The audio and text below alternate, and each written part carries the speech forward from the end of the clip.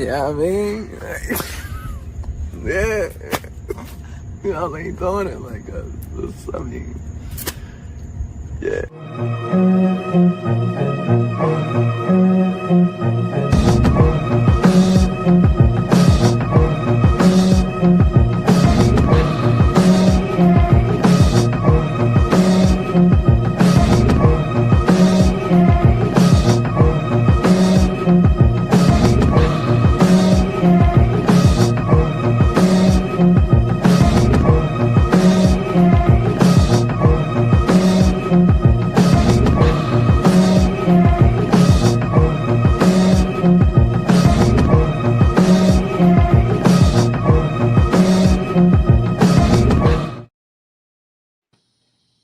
Beautiful. Ladies and gentlemen, welcome to episode 31, 3 inch. More about that later. That has meaning on this pod. Uh, we got a couple guys in here right now. We got Landon, we got Alex. What's going on, guys? How are we feeling today? Eric, how you feeling today, man? I'm feeling good. Hey, listen, I'm just posting the link on Oh, Instagram for the good. people. But yeah, listen, episode 31, 3 inch. Sometimes that's all you need when we talk about tarpon specifically. All right. Starting But specifically. yeah, no, I'm feeling very good. It's been hot the last few days, Des. Wait a minute. Are you are here in Florida or are you still in Texas? No, I'm here in Florida right now. Okay, no, And you're we, bro, that it's been hot as balls, bro. Like we had that rainy season, a beautiful rain, like just we needed it so bad, but then it was followed up by just like hell, like a hellscape. It's just been hot, just cloudless. It's It's crazy. funny. Of course, the rain finally came back a little bit, and it was like, oh, maybe things are returning to normal. But in recent weather pattern fashion, as much as we got, it was then taken away from us with, you Exactly. know, negative rain every day, Exactly. negative cloud cover. Just the sun has been allowed to just bake on the water and the Yes. humans all day and all evening. And in a weird way, I've enjoyed it. And I Yeah. think it's because things are about to change so drastically for Uncle Larry's and the things we're going to get into. I don't even want to divulge too much, but I've embraced the heat this summer, not originally being from here when we first got down here. This time of year, I wasn't necessarily going out midday to try and catch these fish. Kai, none of us were. We were either fishing at night, picking the low light periods because we just felt like that's what you're supposed to do. They're not going to bite Yeah. midday when it's 100 degrees out. But, as you progress in your Florida fishing career, you realize that, well, these fish are a little bit different. Not only It are they happens. used to that, sometimes they actually prefer that. And in Yeah. different ways throughout the summer, Kai and I have seen bites where they are legitimately biting in Yes. 100-degree sunny conditions, midday. It all Yeah. depends. Somebody Not said midday always. slack tide. It happens, though. It happens. And you spend a lot of time suffering and sweating and drinking water and trying to survive. But there are those windows. It's no different than growing up in the north fishing Hmm. in the middle of winter. You spend a lot of time freezing, trying That's to got to stay be brutal, warm, bro. putting your That's got to be hands in your brutal. pockets, hand warmers. Yes. The Yes. winter can produce some of the biggest fish and craziest moments of the entire year. If you stick it out, if you can persist through that weather, and if you're cool with, not necessarily getting as many bites, having as much action, it's the same thing. It's like the extreme weather time of year. So it's been fun to experience that. Let me post this link real quick, Desmond. Tell us It's how been you feel. especially brutal for like whenever I fished a couple times in the cold and like had some good success. But yeah, like you said, I gotta put my hands in my pocket when I'm like letting a soft bait fall to the bottom, like or the mist from the bait caster, especially if you're fishing braid. It gets on your hands when it's cold out. And this is Florida cold. This is like 40 some degrees. This ain't really shit, you know what I mean? And I'm like, bro, my hands are about to fall off. So I don't know, man. I don't know if I could fish in the dead of winter up north unless I had like some good gloves.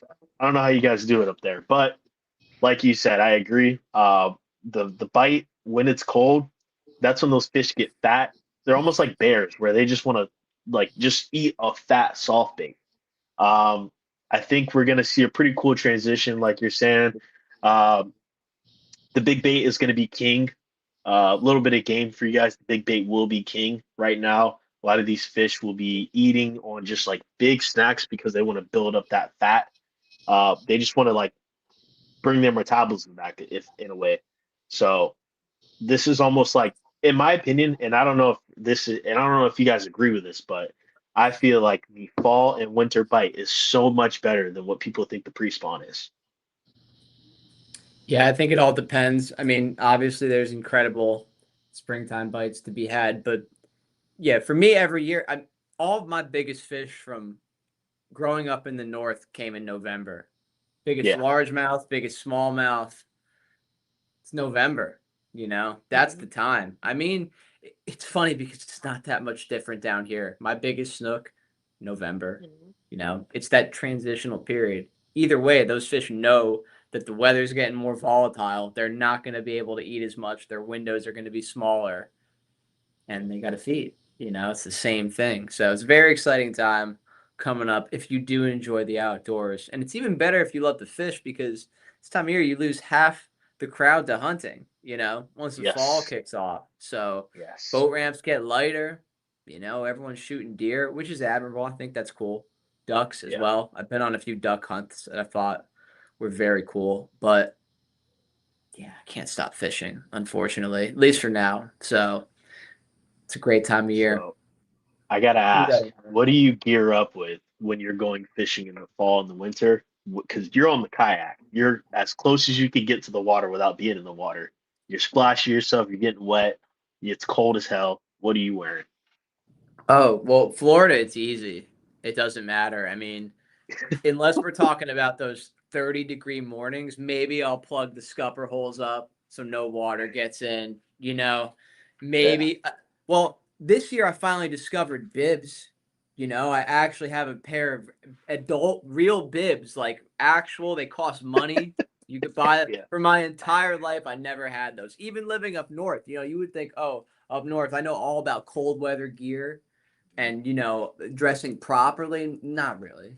No, not in the slightest. Actually, our buddy Kurt Hofig, friend of the podcast, was on one of the recent ones. I should have brought this up with him, but he kept saying that he was going to start a GoFundMe when he would see me out there in like jeans, shivering. Like, dude, yeah. I'm gonna buy you bibs. I'm gonna start a GoFundMe. Someone has to help you.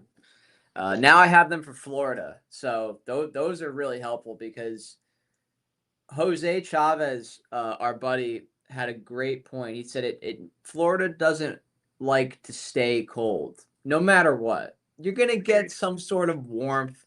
You're gonna get some sort of relief during the day. So you never have to go too crazy. You Yeah, really don't. I haven't found a situation like you're talking to like we've fished in sub freezing. I mean, I remember looking at the temperature gauge and it said 0 degrees outside, so it doesn't really phase me down here. You know what phases me more, I would say, is being wet, like rainy okay. conditions. And that's another thing that we've had to improve on a lot. Like you think we had proper rain gear for the first Bro, few years of being down here? Absolutely not. hell And no. I don't think there's a feeling worse than all of your clothes being wet. Yes. Kai's, Because then once if you you join, would you get in the concur? car, Like, bro, that AC, oh, no, like that's the worst. Being wet and trying to continue fishing, you're wet and cold, not fun. That's not a good one. Yeah, I sick. would take yeah, pretty much anything over that. But we finally did it. I mean, we have some rain jackets, we have bibs, you know. We've made improvements. What going on in the world? Yeah. Somebody What are you said doing, Ty? ducking bullets and brown You trout too, man. fishing. What do you say? Ducking them bullets and brown trout fishing. That's it. Wow. Both of those things. Done both of Jeez. those things. All right, well, let's hop into it, guys. I mean, how are we feeling today? We got some music choices. We got some good music choices this week. I'm not gonna lie. These are both bangers. I'll start with you, Eric. Man, you know what's cool about this pick? So obviously, I used this song in a recent Uncle Larry's edit, "Rainy Night in Georgia," the David Ruffin version. There's a lot of versions of this classic song, but this to me is a reminder of when hip hop, rap, whatever you want to call it, actually does its job. The only reason I know about this guy is because of West Side Gun and the fact that West Side Gun sampled a lot of his music in his songs. And it made me discover that artist and those songs. And that to me was always one of my favorite parts of rap. So again, when it's done right, things like that happen. And, moments like that get created. All of a sudden I'm using that song in an Uncle Larry's edit. But it's because of West Side Gun. Where it all started, bro. That's like the almost like the grassroots of rap. These old soul samples that were kind of like lost to time. They just kind of collected dust in a crate. And then somebody was just like, yeah, I'm gonna put this over a drum. There's an art Like- to it. There's an art to it, and then there's things getting recycled and overused and diluted. There's a and bastardization to it. for sure. I mean, it's gotten, and again, you get to this point where how many sounds and soul flips and samples even are there, which is crazy to think about, but there's got to be a limit to it, right? Eventually. It's almost like, when does it become like less of a homage and more of just like straight just copying or just being unoriginal? You know what I mean? There's like a thin line. I think unfortunately it's getting way more that than the latter, which I sucks, but just the era we're in. No originality. What you got, Kai? What you been listening to this week? Shit. I'll probably go Fantastic Voyage, Lakeside. That's how I'm feeling. I I'm the captain. How'd it feel to pilot that skiff, bro? Oh man. Yeah, tell us about that for a second, Kai. Well, Give us the rundown. I ain't gonna say too much. Okay, yeah, you don't need to go into those. Just tell us about the that experience of being out there on a boat, just being able to go faster than 7 miles per hour is yeah, I see why y'all boys be running around in boats. I get it. But that's a special boat, because that boat could do some of the stuff the kayak could do and get into some of the same places. So yeah, that was cool to see, like a platform like that, and it's only 2 feet bigger than the kayak. Yeah. But so much more Stability almost, right? stability, just in terms of like comfortability, positioning yourself to be able to, get shots on fish and things of that nature. Just maneuvering those rivers and stuff too, and you kind of staying in place. Like that specific skiff is pretty unique because it's like a hybrid of a drift boat, like a dory, and a skiff, like the stuff you'd see out in the Midwest. Like that's what he started making them as, and then moved to Florida and kind of redeveloped that idea around the rivers and the bays and stuff that we have down here.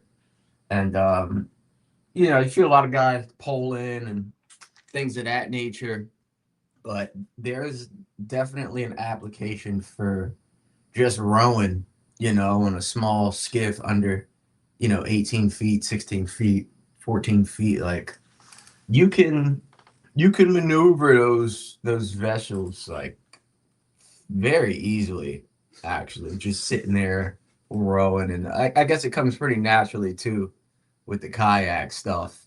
It's like it just makes sense. It makes sense. It's like, I'm in a slightly bigger kayak with a 20 horsepower on the back and a front deck that I could stand on, and a poling platform in the back. Like it just opens up a lot more possibilities. So it was cool to see, man. It was cool to see. I could definitely see a progression in the near future of investing in something of that caliber. So we'll see. Dang, bro. Fly fishing, skiff. This man about to jump into a new tax bracket. Oh man, well the fly thing too.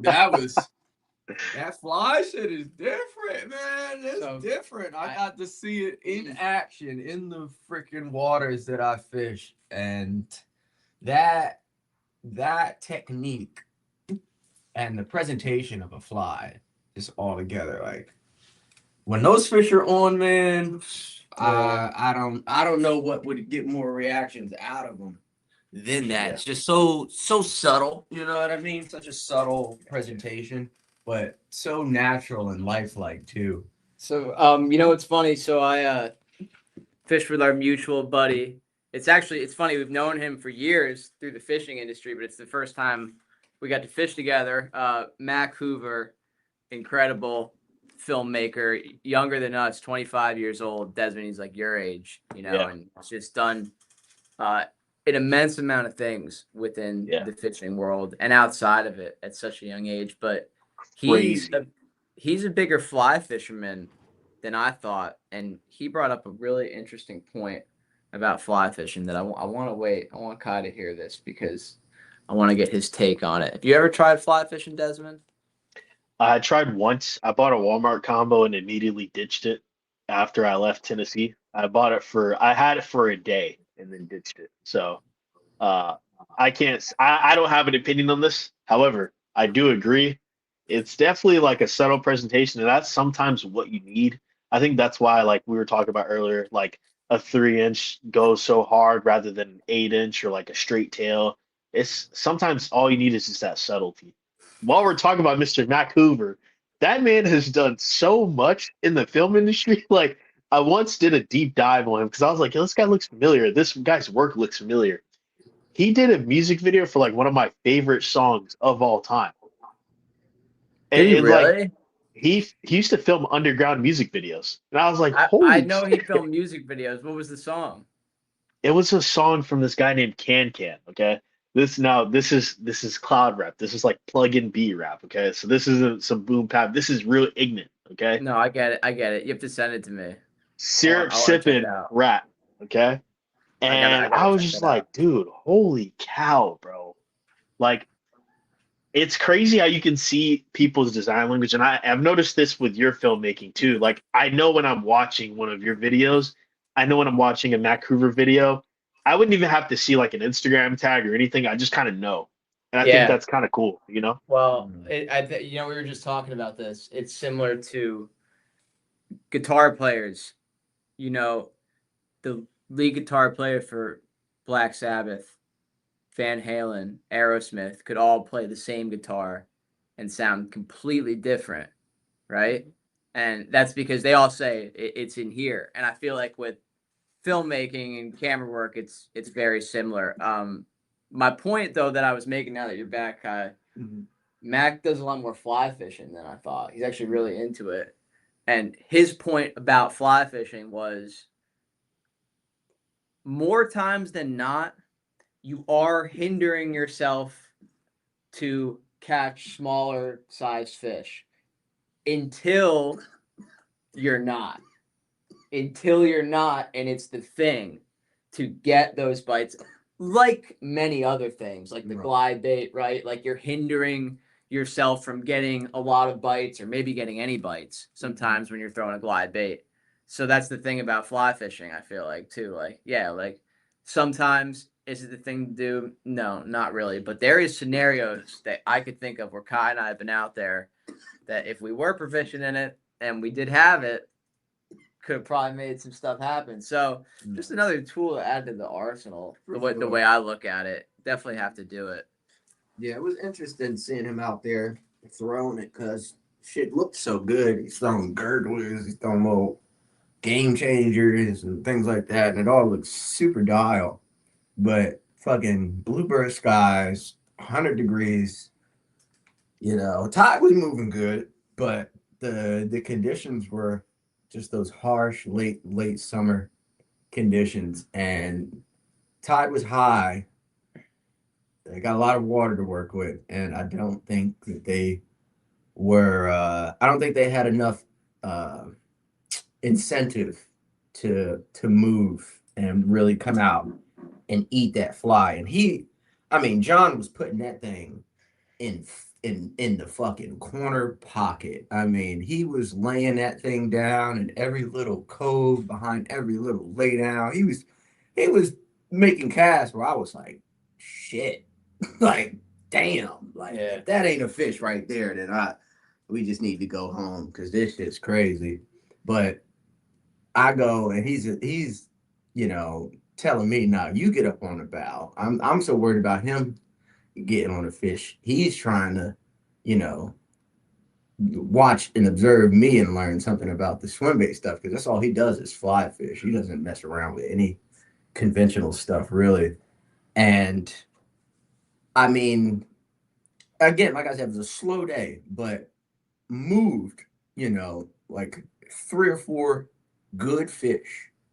Good fish. And that was after watching him throw that fly for like 2-3 hours straight. As soon as I get back on the deck, you know what I mean, swirled on by a nice little poon, snook here, snook there. And it was eye-opening to me to just see it's like you have these two very different techniques and tactics, something so small and finesse and natural looking, and something very big and bold, but also natural looking. And like they're they're showing you what is more intriguing to them, what is more worth their time to come out and check out and take a look at. And that's one of the reasons why this swim bait stuff has been so addictive, man, because it doesn't matter what other technique you go out and try to utilize in a lot of these situations. That swim bait is just going to show you some stuff that you're just not going to see with a lot of other baits, man. It don't matter whether you're throwing a fly, don't matter whether you're throwing an NOBN, dirt, whatever. Like, it is something about the movement of those swim baits and those glide baits that really taps into something in a fish's mind. And it was cool to get that reception from John, that being his first time ever seeing that in person. Biggest snook ever caught on his boat. First fish in the morning. You know what I mean? First hour of light out there. He's like, well, goddamn, I'm a believer. Like that was Well, can you say? yeah, that was something for me, man. Just taking notes about what we're doing and the true effectiveness of it. Sick, sick. Yeah, I mean, I'm not gonna lie. I could definitely see like the parallels between the two. I was having a conversation with somebody about this the other day at TFO because we were just talking about like why is somebody throwing these extremely large baits or why is somebody fly fishing?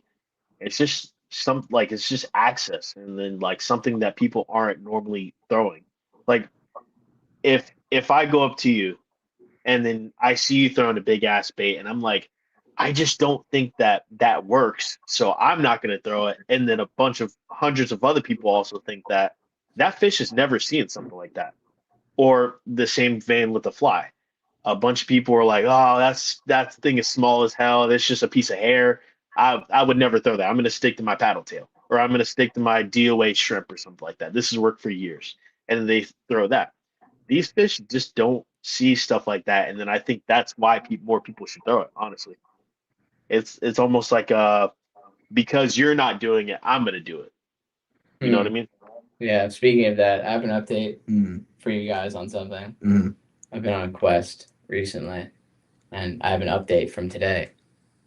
It's a specific quest, a quest to catch a snook on mm, scum frog. mm.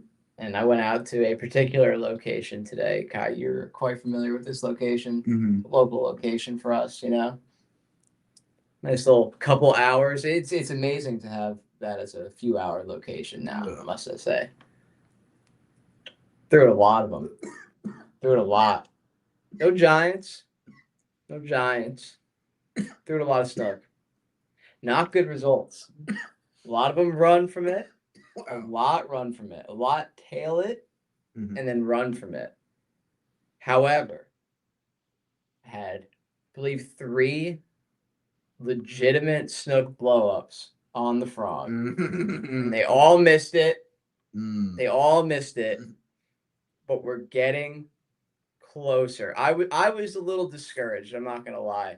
I had some moments today where there was fish V'ing up shallow.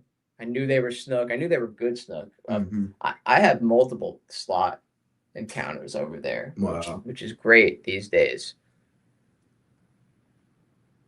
They just get scared. They know, it's funny. You would think that a charged up snook on a flat like that doesn't get a ton of pressure, this fish, You would think it would just smash something on the surface, but just goes back to showing you that these snook are not bass. They're just not that stupid.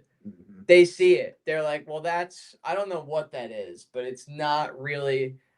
Case in point, I threw the frog at a fish today. Kind of spooked away from it, didn't react. Picked up my 3-inch, threw it over there.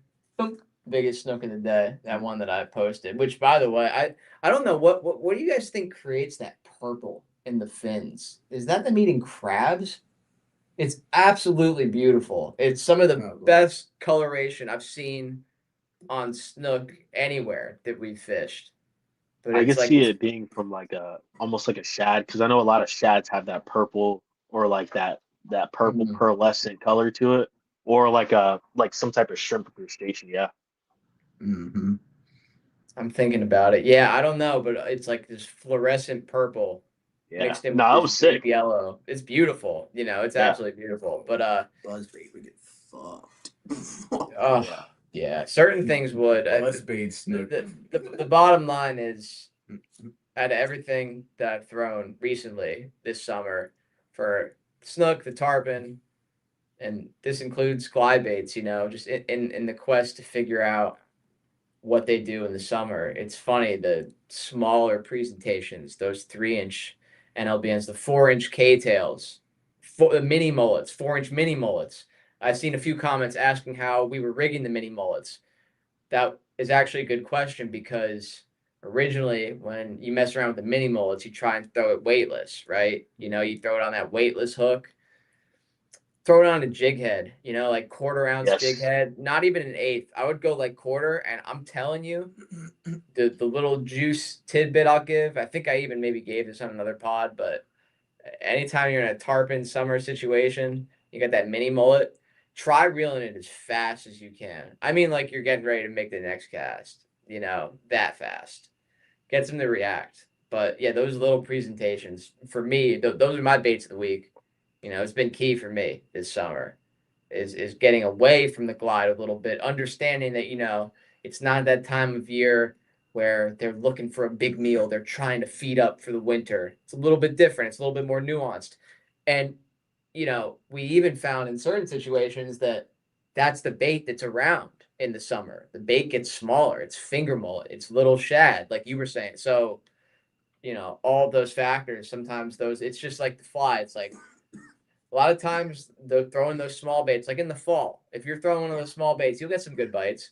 But overall, it's going to be a hindrance versus throwing a glide. You want to throw a big bait. You want to call those giants until it's not a hindrance, until it's like, I'm actually getting more bites and better fish throwing this smaller stuff.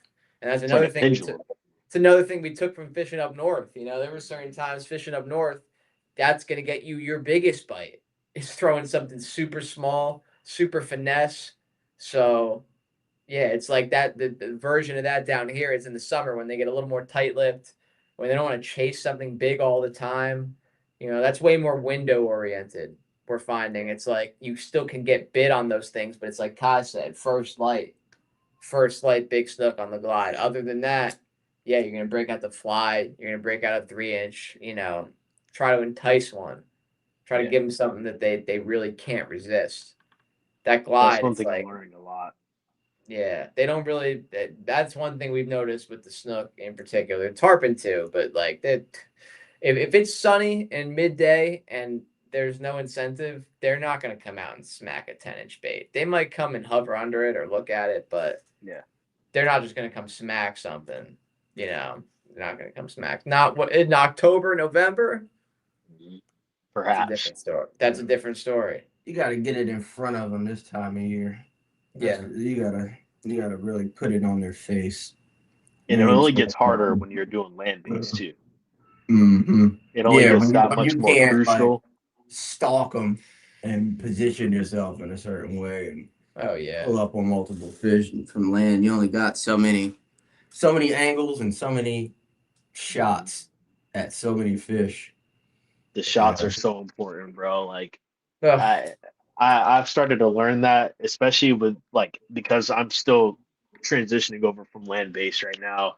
And one thing I'm learning that's just so much more important to me this year is timing the bite window, like you guys are saying. Like I just used to go as soon as it's raining, I'm going, not knowing that it takes time for those fish to really feel that change in pressure and then go to feed. It's not automatic for like versus like when you're on the yak or anything like that. Yeah, you could just stalk them, but for land based, like especially for these spillways, I'm having to learn like, all right, I got to time it. I got to really like learn how these fish, this clock works. And I think finally it clicked when I was like, all right, it takes time for this current to push out and these bait fish to really get blown in from the other waters into the spill. Let me try the morning after or the night of that first rain, right? And then my success just shot through the roof.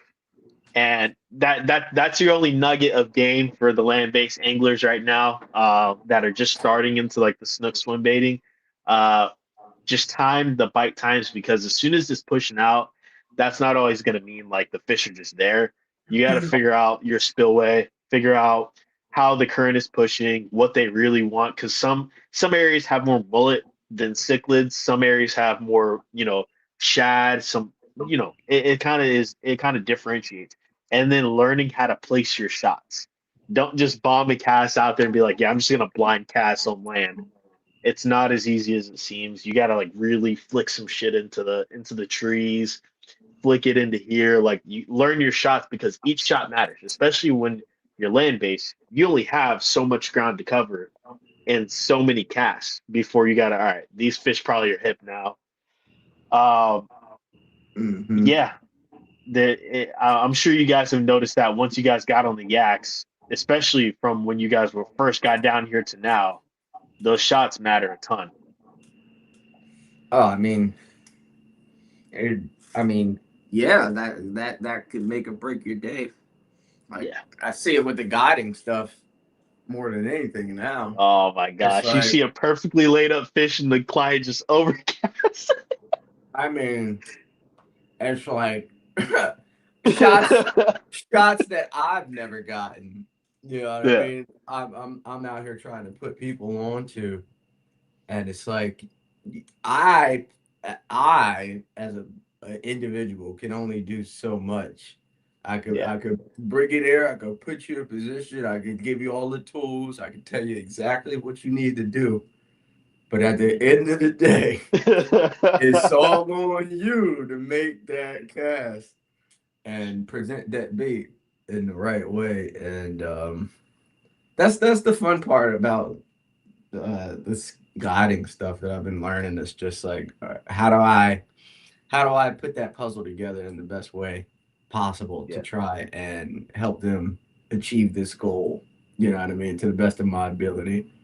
But like I said, I as an individual can only do so much. It really comes down to how locked in you are at the end of the day. You know what I mean? Like you really gotta kind of put your mind in a different like mindset, a different frame of view.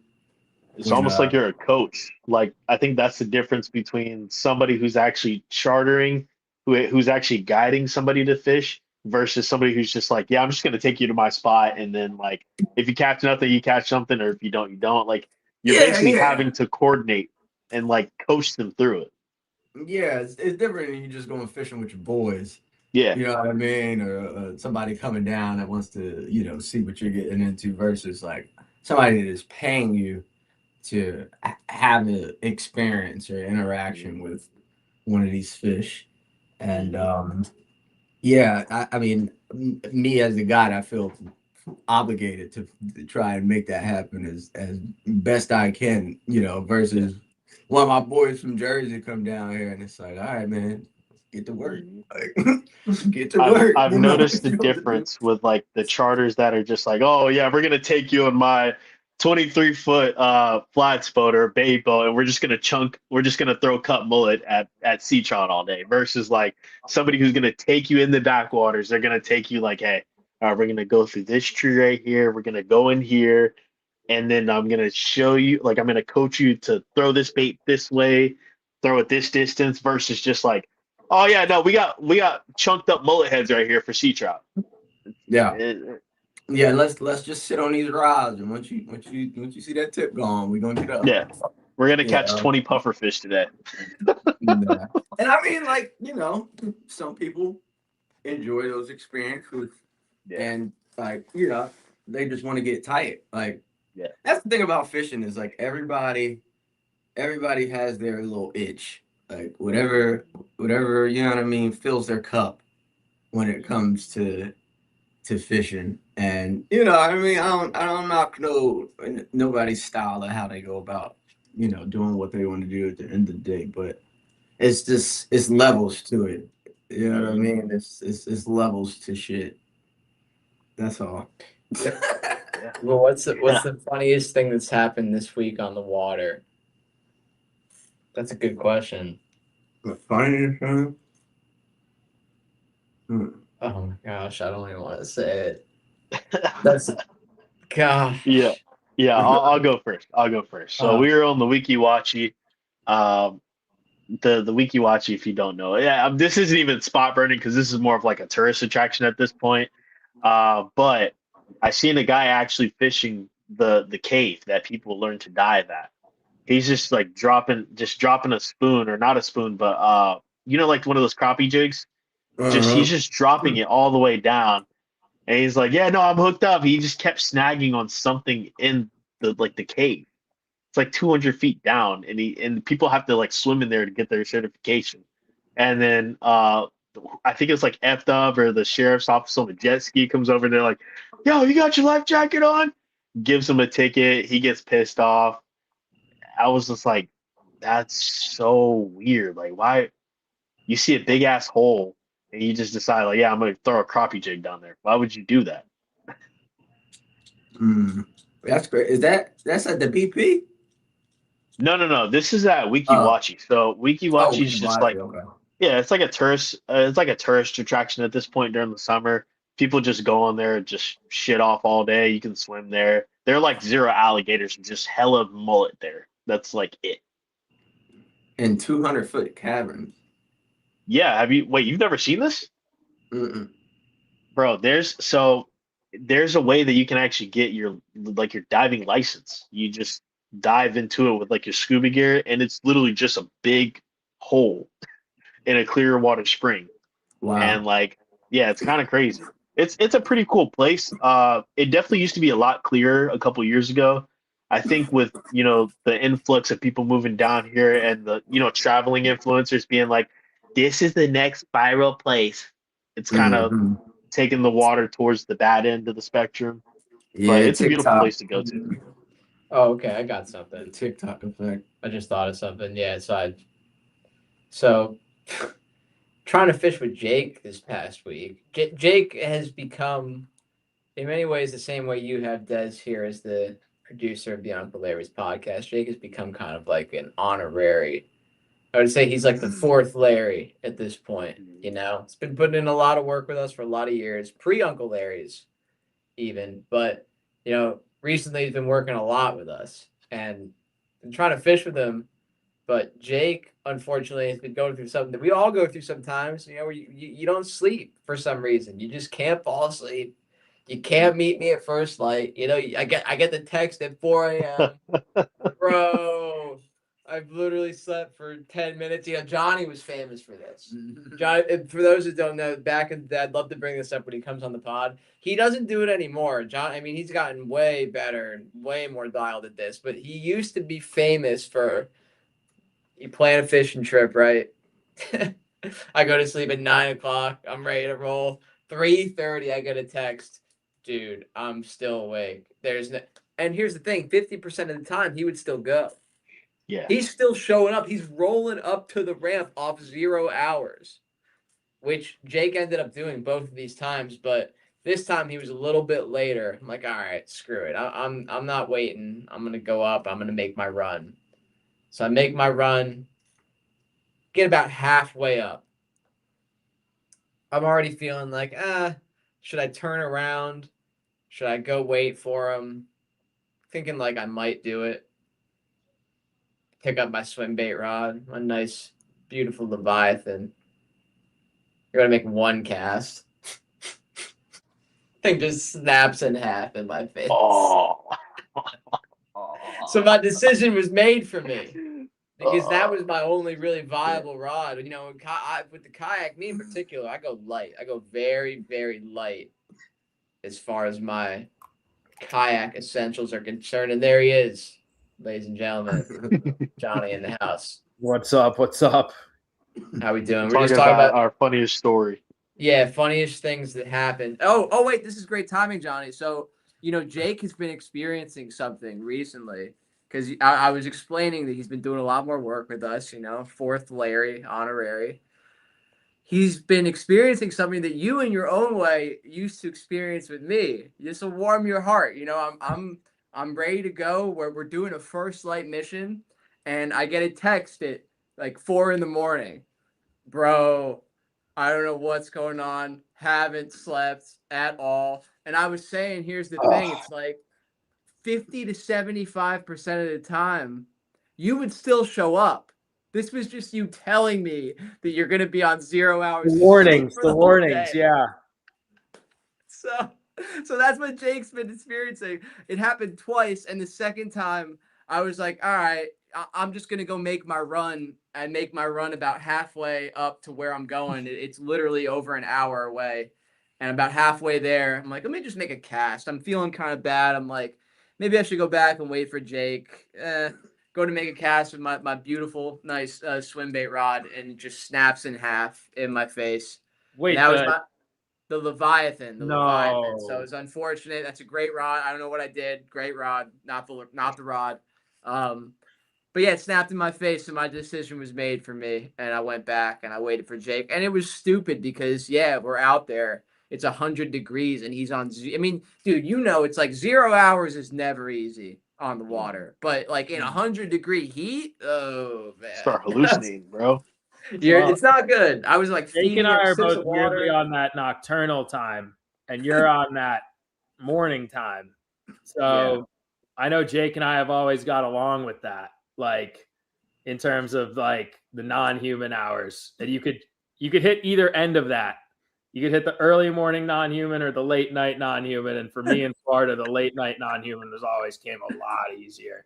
But It's fun. I was saying that you got better. I remember that as like a rowing thing. Like I'm thinking back to the tracker days, you know, that's really when that would go on more than anything else. But yeah, you know, I understand. There's periods, but that's when you listen. There, for those that want some advice, when you are in a period of your life when you're not sleeping, that's when you go do the night missions, right, Johnny? That's when you go do that's when you were at your peak of Wolfman Moonlight. Tell them about it.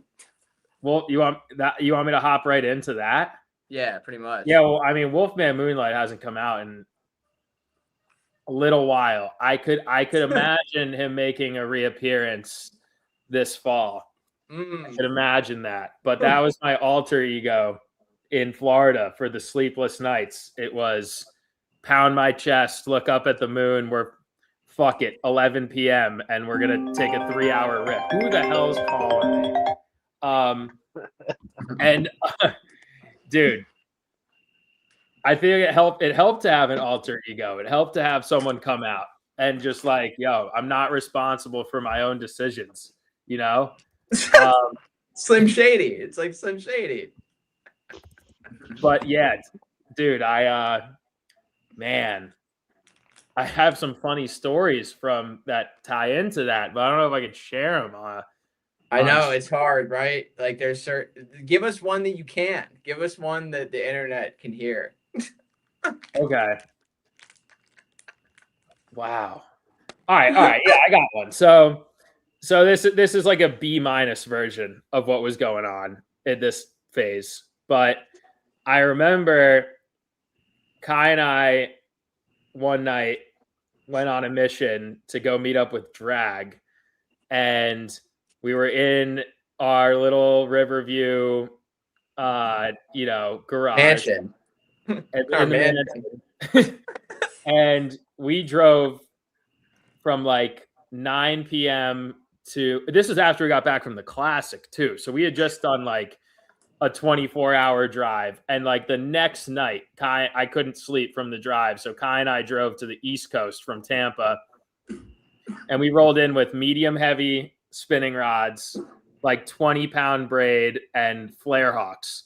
And Dragon never met me, and he's looking at me like, what the fuck are you guys doing? I was like, nah, bro, trust me, it's the heaviest rod I've ever thrown. Like, we're good. And I just remember he's like, what the hell are you using? I'm like, it's not an ultralight. We're good. And we're sweeping these flare hawks, and Kai and I each caught like 39 inches that night. So I'm like, Well, no, well, wait a minute. all right. So I stuck a 40. I'll stand by this shit. Okay. I stick a 40, and we bring it up, and he's measuring it on the little grates, and I could tell like Drag didn't want to fuck with me at the time, but he's looking at this fish. He's like, 38. He didn't even fucking look at this fish, bro. We should have brought a fucking tape measure out. He's like 38. Kai, give it I wasn't there. Bro. You gotta be real, bro. Give it the real. What do you think? Man, shit. I done seen some 40s now, and if that wasn't 40, it was 39. That's what I'm saying, bro. Like, well, there you go. That's official. That's official. Because Eric, we measured that snook with Nolan at like 38 in the Tampa spot, you know? Yeah. And this fish had like 5 pounds on that thing. Well, like, there you go. I mean, and then that's all that needs to be but said. I will say after that, Drag and I were tight. Like after that fish, dude. Yeah, you gained respect. That was a respect. I Respect moments right there. 100%.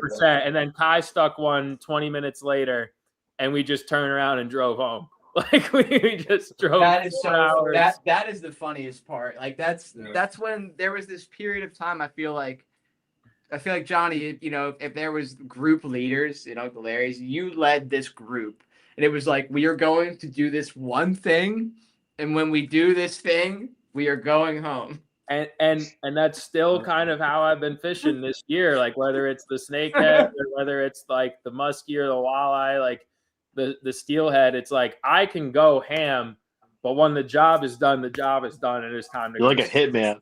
I have Job is done. like Milestone has been reached. Yo, you know what's funny about that though is because I got a text from Drag at like 3 a.m. like fucking after we had left already, and he caught like 3 more over 40 that same night, like literally like less than an hour after we left. He's like, yeah, y'all boys left right before the bite got good. Stuck the first wave of fish, dipped, and everybody else there just caught like multiple of them after we left. Dude, that was some shit. Now, I won't recommend this for the chat, but like that story was leading into the part 2 of the funny stories, which was like, I've been watching Eric and Kai slay him in the mornings. I hadn't been waking up. I'm just in one of my moods. And one night I was like, you know what? Fuck it. I got to go catch some fish. I drive to this random bridge in Tampa, fishing this outgoing tide by myself at like midnight. And I didn't catch any giants, but I caught a bunch of small tarpon. I caught a bunch of slot snook, a couple like over slots, and I'm just sweeping like an NLBN or some bullshit. And I felt like same kind of thing. I was like, you know what? I did it. Like I came out tonight. I hadn't gone fishing all week. I just went on my midnight to 3 a.m. bullshit. And it's like 3 a.m, and I'm driving back to Riverview. and I'm passing the Hard Rock. And this was when Eric and I were filming baseball. So I had like $500 to my name total. And I'm like, well, no better time than now than to double or nothing. Like I just felt it in my soul. And I have like fish slime all over me. I'm passing the Hard Rock. And like I just knew if I stopped Good in. mojo. So I just roll into the Hard Rock 3 a.m. and I'm like, I'll either lose everything I have or I'll double it up. And I just sat there at the blackjack table. I played every hand right. I had my fucking fake Costas on, and hour and a half later, I got 500 more bucks. I walk out of there, and And you know, you just people like you don't understand the feeling. I mean, you do. I'm sure many people in this chat do. But when you have 500 and you double your net worth, dude, that's the problem with having $500, which is very common in the fishing community. Problem with having $500 is you need it so badly. Like that could last. That's a month. That's a month to figure it out. But like at the same time, it's so fucking nothing that you're like, well, fuck it. So it's like the worst spot to be is that 500 to 1,000 range because it's an easy round number, you know? So like, you know, at that point you're like, well, fuck it. We're going to the Hard Rock, which it's probably the time of your life where you absolutely should not go. But you're only going to win at the casino, and then I'll shut the fuck up. My bad. Hopping in here like this. But no, this is amazing. No, can I That just was say amazing, bro. someone said Johnny might be one of the funniest guys in the hobby. Listen, I agree with Yes. this statement. Yes. Brian Well- Stockel has famously pointed out how annoying I am when I'm around Johnny because I'm just fucking laughing all the time. So I agree with you. But Fish and pond trout. dude, you're I only want to give a special shout out to him. Bro, you're- To fish around and find trout, man. to fish around, find trout. I appreciate you, bro. But like Cheers. this, for all Shout the out, bro. fucking gens out there, and I know there's a lot of them in fishing, like you're only gonna win when you have nothing to lose. So like if you're willing to make that 500 go to 0 and you're not gonna walk out of there any worse of a mood or worse of a person, you're going up to $1,000. I guarantee it. But if you go in there thinking, if I lose this money, I'm fucked, you better believe you're fucked. You're fucked because even if you win 1,000, you're gonna double that shit down and you're fucked again. Exactly. Exactly. Spoken like a true professional, ladies and Yeah. gentlemen. Anyway, They told me once, if you can't set that money on fire, just take your ass home. just go home. Just go home. You ever try to put up like a fat parlay with your last 20 and then just one player Eric, sells it, tell bro. about that. Oh man. Eric, tell about that. This was a great one. Yeah, no, I just discovered what Hard Rock was, and I had tailed a bet from our boy Juice. Shout out to Juice, man. Tailed like a 15-legger that he was putting together. You know, threw some spice in there of my own. But there was one leg. This was $10 to win like $8,000. It would have been like, you know, that would have felt like $1 million at the time, right? Would have felt like $1 million victory. It was one leg, and it was LSU, Connecticut. And I had LSU. I chose Angel Reese over Caitlin Clark and In Iowa. Is Iowa. yeah. And yeah, cheers to that, everyone. Cheers to that. Is it too early to do a WNBA? We're just talking fish. Wait on the W. Bro.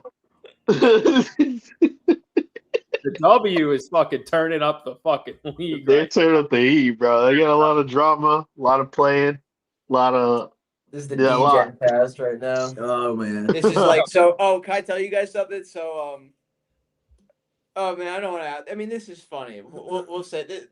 Kylie, we think this is hilarious. So Kylie Short, friend of the program, Batsmaster. She was talking to a mutual associate of ours, and she made a comment. So it was meant to be a compliment, very much so. It's followed up by a statement of how like we don't conform to anything. We're not trying to be anyone. We're just doing us. But she said that we are the jackasses of fishing. Damn. And it was funny to me because it just reminded me of this label that we've had. And then, of course, Kai was in the back, like, I'm just trying to figure it out because we haven't done anything.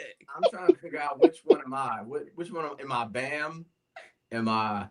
What's the other motherfucker? Steve-O. Steve-O. Like which one? Where do You I? gotta be like, We got Johnny. you might be like Knoxville. We got Steve-O, Johnny bro. Knoxville right there. So I feel like Yeah. Kai, who's the guy who always wears the Speedo, but otherwise has his head on pretty straight? You know who I'm talking about? Steve-O? No, Oh, Chris Pontius. Chris Pontius, dude. Yeah, Kai, he's like really happy. He's happy. He's a good dude. His Yeah. mindset's very chill. He's just a good dude. He's out there to be a professional. He But just he throws just the happens speedo to on get his every now and then. Balls bit by a fucking python or something. I'm not trying to do that either. Yeah, that sounds about right. That sounds about right. That's how it feels sometimes. That's how life feels sometimes. Yeah. Somebody said they can't wait to see how the new retirement league goes with the NBA guys. I'm not gonna lie, I would love to see a retirement league. I would love to see Patrick Ewing just go. I would love to see Patrick Ewing and Charles Barkley go head to head, or Charles Barkley and LeBron just go head to head. I would love to see that type of dynamic. Yeah. In the W or in general? Imagine Patrick Ewing and Charles Barkley in the WNBA, That's what bro. That's big money. Retired Bro, NBA dude. players versus current WNBA players. That's what we're big saying. money. Oh my god, Dude, wow. this was a legitimate conversation at a family dinner the other night, and I won't call out who was on what side. But this was a legitimate conversation at my family dinner, and I was like, "This is why I moved to Florida." Like, What type of numbers would that have, bro? That'd probably be their biggest game of the year. It'd be like the biggest blowout. It'd be the biggest score gap of all time. Oh my god! Actually, no. Let me not say that because I can see them putting up some good numbers because of the fact that they're so old. I would love to see. Yeah, but some of these guys are like 60 years old. What are we talking Yeah. about? Like when Yeah, it gets to that point, I feel like Get John Stockton out there. He's still in his prime. I think John. You go for a layup and it's a gamble if he comes back down healthy. He just goes for a layup and like breaks his back. Hey yo, no, What would that John would be, Stockton that's average? pay-per-view TV right there. what would he average in the W right now? Like today, John Stockton. He's 64 years old. Bro, he's putting up 10, 10, and 10. you guys would say Like a Russell my Westbrook? dad's Like a Russell 66. I was around my 66-year-old dad the other day, and I don't know, boys.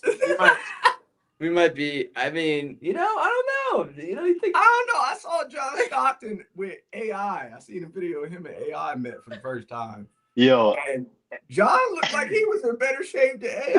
I ain't gonna stunt. No shit. AI's probably been on that purple drink now. Though. yeah, AI don't do nothing yeah, healthy, bro. He that's- don't do that's- nothing healthy. AI is sponsored by Ciroc or somebody. Yeah. No, AI, it's great that AI played in the time that he did because if he played in modern day society, he'd be like the perfect fucking vessel for the CIA. He'd be the perfect vessel, bro. He'd be John Morant. Exactly. Like he'd be John Morant, but just turned up to a million. John Morant. It's a shame what happened to my boy Ja, bro. I really thought he was Yeah. going to be next GOAT, dude. That's He could Guys, have been. you guys talk about your fly fishing experience or not? Shout out Ant-Man. we did. We were. Okay, Yes. so I missed that. I Yeah. I came Kevin in Garnett in the W. Kevin Garnett would average 30. He'd go home with somebody. He would be would going home with Yeah, somebody. KG putting up numbers. Him Yeah. and Paul Pierce probably. He'd just be Yeah. sniffing out Honey Nut Cheerios on the court. Just Okay. This has been that was a great segment. Oh Thank my you, chat, God. for that segment. Feel Oh, free to Thank give you, us Dalton. feel free to give Thank us you, more Brandon. like that, especially on the nights when it's just us, because Yes.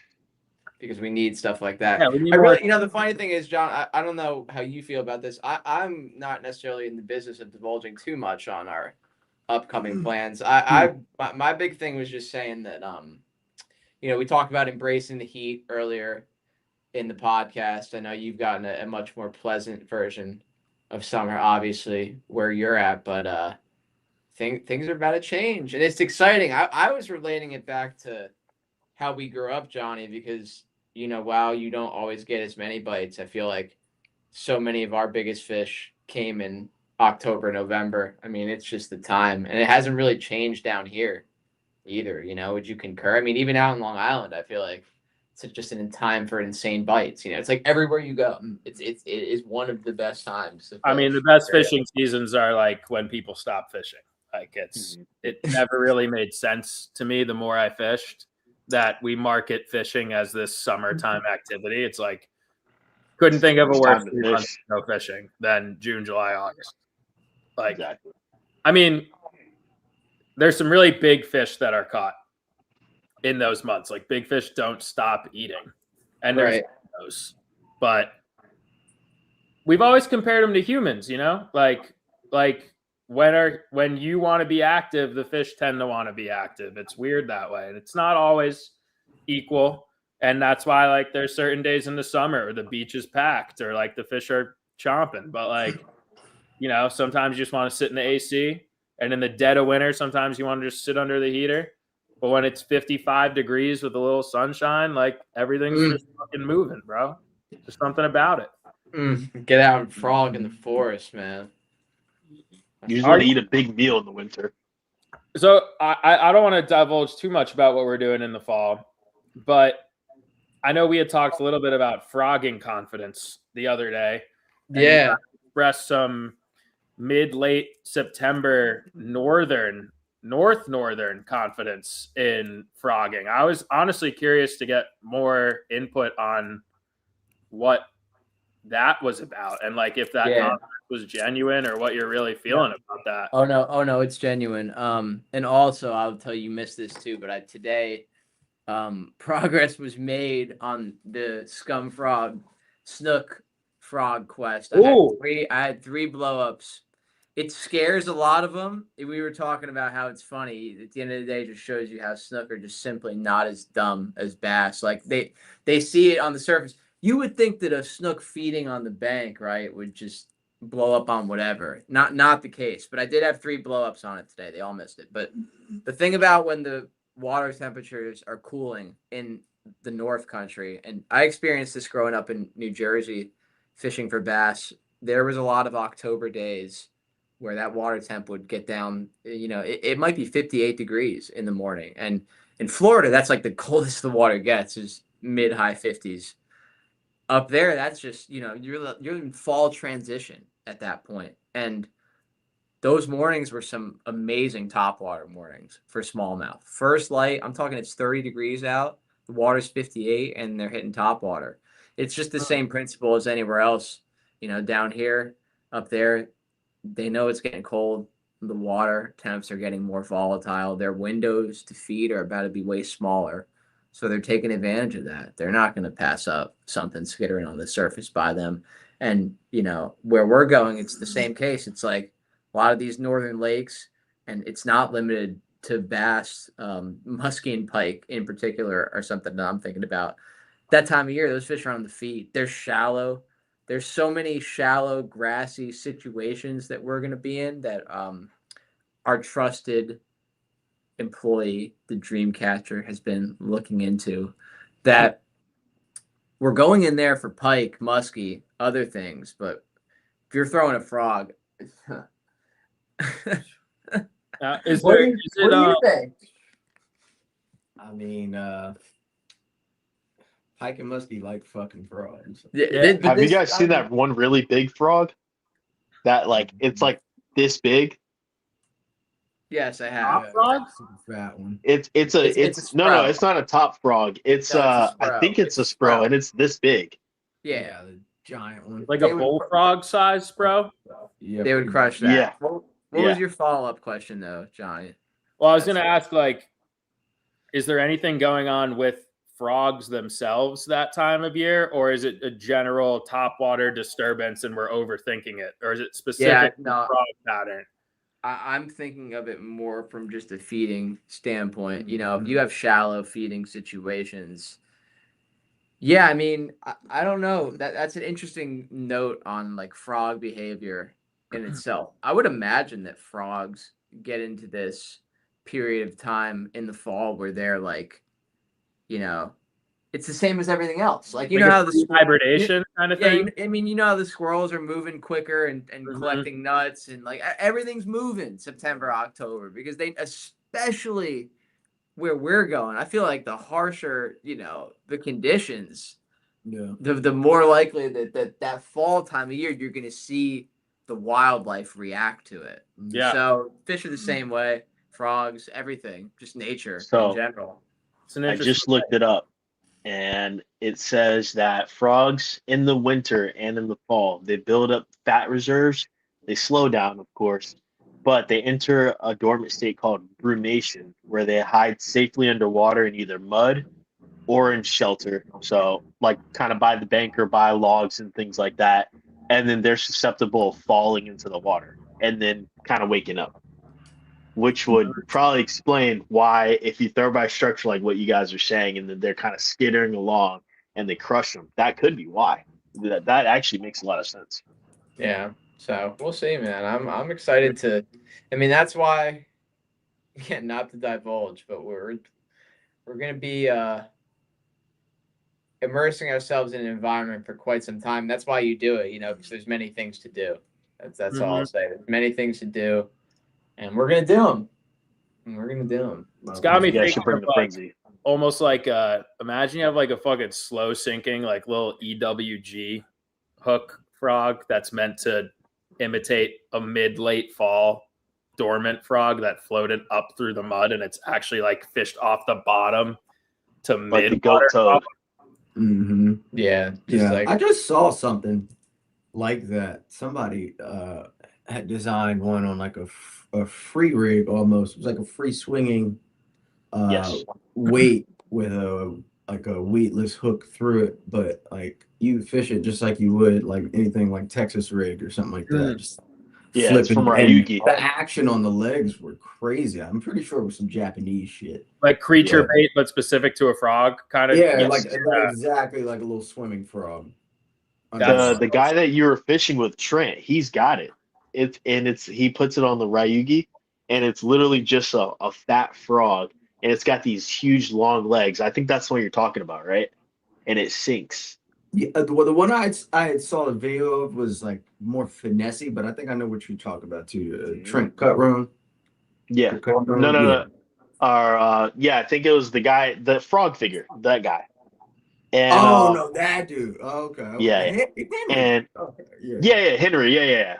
And Ryugi, they make it where it's like a split ring, the EWG, and then like almost like a longer weight, and you can literally just hop bottom with it. It's such a sick little setup. that's cool. Yeah, he's been getting some disgusting blowups on that thing too, and those clear Texas rivers, man. That stuff looks really cool. I've never seen that part of Texas before. It's really, he's catching 8-pounders next to like cows walking in crystal clear water, hyacinth floating down. It's crazy. Johnny, you got to bring the frenzy when you guys go up to wherever you guys are going.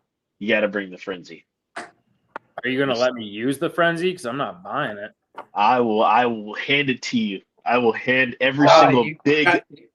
You got the stick to do it now too. I know. And Des saw me. I have the potential. I have the natural feel with the frenzy. I don't know how to describe it. Took me 2 casts. Hey, there's a guy up north. This is more. There's a guy up north.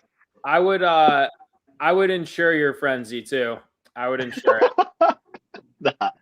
I'm not gonna lie. After recent events, I'm definitely insuring all of my baits from now on. I'm insuring all of my fishing tackle. Well, we could do like a 40% insurance, or like whatever odds you think are that I lose it. So if I lose it, I owe you 40% of the bait. But if I have it and Eric's filming and we get that moment on it, I bet we're gonna get you 2 more free ones. So it's kind of a gamble. Wow. I'm not gonna it is lie. like a gamble. Life's a gamble. I'm not gonna lie. If I'm fishing outside of Florida and I lose a bait, I'm swimming for it. Like the gators were the only thing. I'm swimming to go get my bait at that point. I ain't Like- swimming here, bro. Johnny, Oh. you might actually catch a giant muskie on that fucking frame. Yes. On the which There's one? a guy. Yeah. On the what, Kai? On that frenzy. On that Desert's frenzy? Yeah, man. Oh, Like that's like Would actually be- very feasible. Yeah. the thing is, like, there's no way to actually work that bait. You just kind of like drag it in towards you. Yeah. So You fucking heavy. use your rod to like point it down, and it's almost like walking a dog on a leash, but just like the dog is like a rabid Rottweiler that's just like a sack of just flat. Yeah, it's like it's not a finesse like glide thing. It's like there's so much weight behind it to get it to move. It's just like a cadence of like tugging your dog to keep up with you is a good way to put it, Des. Oh my god. It kind of reminds me of like a traditional musky lure, but just that much, just like a little bit more modern. And that's kind of like a rabbit hole I've been going down recently of just like the musky lure to like snook parallel. I think a lot of musky lures could actually kill it down here in Florida. The I butt think tail, this but would like be the really incredible. big ones. I was looking at those- DCam's arsenal, and Bro, there was a few things on that bucket that I'm like, damn. What do you think of those like That curly giant tail chatterbait. tubes? yes, the Medusas, bro. Yes. Oh. Those giant curly tail tubes? Oh yeah. Mhm. Where would you use that in Florida? Like, I'm not saying it wouldn't work. I'm just curious. Like, where would that Sweet. apply? Sweet. I would troll it. Troll. I would troll it, honestly. Like Yeah, troll the I know it's podcast. kind of Nah, you gotta jig a bridge with that shit. yeah. Goliath. You get a It probably would look like a fucking Oh, big man. old mullet just like dying Oh around. man, you know? sweeping past the pilings, nice little jigging. Oh, Julie said Uh, grouper fishing. That's kind of legit. Yeah. Oh god, that telling you. smokes. Goliath. Or like think about it, in the Keys during the lobster season, all those lobster just always just shooting around in the grass. Bro, you just yeet out of a pipe. Yo, just a grouper, bro. A gag would smoke that off the Yes, sky. that's what I'm saying. That's what I'm saying. It would Think about it. smoke That shit. Oh Wow, my we God. got to dig some musky lures around We Tampa. gotta get decam down here, I've man, been Yes. telling him for years. and just man. throw his ass out to the sky. No, it's not. It's a full moon. Decam's in I love gotta again, bro. stay. It's I gonna be gotta another up 5 here. years. No, I gotta fish. It's the full moon. I'm on 55 inches right Yeah, now No. in the Passaic. Damn. Oh my god. I want to catch a tarpon. Where's decam at? Yeah, we He's- should get a. He's at Hopakon. Nice. Yeah, he probably is fishing right now. Wiped Probably up. fishing Snipe Hopakon run. right now. What's Let's see up? what moon phase is it. No, I think it's a crescent right now. It doesn't even matter. He's fishing Hopakon. He's on a pack on. He's definitely. Johnny, you called it. Yeah. You But- called it. He won't fish unless it's a major or a minor. He'll just sit there. wait for his phone to hit I'm major. scrolling. I'm waiting for the major. Make a TikTok, He's a John, robot. Johnny. Make a TikTok. Dude, I can't even tell the TikTok stories of them. Oh my gosh. Julie will get mad. Muppets. Fucking Hapak. You gotta use. Yo, commentary. Muppets, what you know about Hapak Kong, man? What even is that? What is that a real place? Oh That's yeah. the biggest Hapak body Kong. of water in New Jersey. Really? Yo, I met somebody else from Trenton, New Jersey the other day, and I was like, there's too many of y'all down here now. It's like it's one too many. One of y'all gotta go. I was like, yo, where are you from in Jersey? Because he's like, yo, I'm from Jersey. I was like, where from? He says Trenton, and I was like, oh shit. That's Bro. crazy, though. We're at an EDM concert, and I had to lock in. I was like, all right, you got to go back, man. You hit your quota. I hear you, bro. You know who's I've- big in I've- EDM these When days? When I guys? see them Jersey plates riding, I hate it. I hate it. Hate it. It's like, what are you doing here? Hate Yeah. What are you If you're doing not here? fishing, what could you possibly be doing here? We don't have good Italian food. I mean, we don't really have Yeah. like Jersey Italian food. it. We got, like- away. No, literally. Speaking of that, the future of Florida is at jeopardy, ladies and I gentlemen. wanted you. I was excited for you to come on so you can have your soapbox today because Man. I I ain't I got want too you to- much to say, man. I done said it. the proof is in the pudding. The proof is in the pudding. I didn't know that this was a real election. I thought this was like a Twitter thing. I didn't know There this. was not a single person that voted for It that. might Man. as well have been Johnny because they knew who was going to take it from the Who, moment who, it who started. won? Who won? Byron? Who you know? Who you think? Ball one, Now, Johnny, make that make sense to me, bro. What Not a single timeline- person, what bro. timeline are we on that a black Republican is now the governor of Florida, pushing to put a data center in every natural fucking space that we have, He and said just turn it he is into like- a commercial space? Like he's like a what nightmare timeline? politician, bro. A nightmare. We got 3 strikes already. We got black, This? right? I thought Jay-Z and Nas warned us about this 20 years ago, bro. Bro. Can I Wasn't just that say this? Bro. Did we Black miss Ronnie D yet? Did we, Oh my God, man. did we miss Ronnie D yet? I mean, at least he wasn't selling Florida to I to ca- data. He literally kinda- said the worst ideas possible. He said, "Yo, we're gonna sell off all the land. We're gonna kill off all the water. We're gonna give all of our money to Dave, He who said knows, there's who so shall not be." much- But There's who? so much great land that no one's doing anything with. Bro, He really said that, right? Like I thought Yes, he really said. Yeah, he really said all this. yeah. There was not a single person that said, "Yes, I am in support of this guy." Right? But my, Like, my we- thing is like who? All right. A lot of people are saying it's the older folks. Who? That within itself I find hard to believe because like Yeah, I don't get it. I don't get it, bro. I No, don't. If it's the no. older folks, I think Byron would be the last guy they'd be rooting for. Is this some Obama? You know, at the 2.0 same time, stuff? well, here's the thing. At the Like, same I don't time, get it. I'll bro. play devil's advocate just to do it. Yeah. Okay. Like, they're not going to get fish back either necessarily. A lot of Yeah, you I agree. We know. Very true. Listen, we know Very the true. cool. We know the cool. They had another dude No, though. listen. Who's the other guy? The fucking David Jolly. Yeah, Jolly. Yeah, but Jolly well, guy, well, like- that's the answer's. I mean, the answer's simple. We know. I mean, we know. We The answer's know. quite simple. I just. I think had this a is the hard clearest time wrapping indication. My brain around it. No, I get it. I just feel like That yeah, was like, a loop for me. we know that like a Wait, motherfucker who is coming Byron? on- I know that's Bro. the name. Bro, Byron. please just go look. He's Just not go a do real- quick Google He's search. not a real person, Oh, John. Byron. Dude, No, this he's not. guy is not a real not a person, real bro. And I thought it was going to be somebody else when I first. Okay, so I got him confused with Andrew Bain. Okay, Andrew Bain. I worked with him once. Okay, and his wife was like, "Oh my gosh, he's such a great guy. He's such a great guy." And I was like, "Holy shit, this guy's horrible." Then I read about this guy, and I was like, "Yo, this guy's horrible. Even worse." Not a single Yeah. person I seen that was in support of this guy, and somehow he won by a landslide. Johnny, all you need to Bro. know is that he's Officer Tatum's best friend. Yes. Yes. They're best friends. That's all you need to know. The Officer Tatum. That's all you need to know. Bro.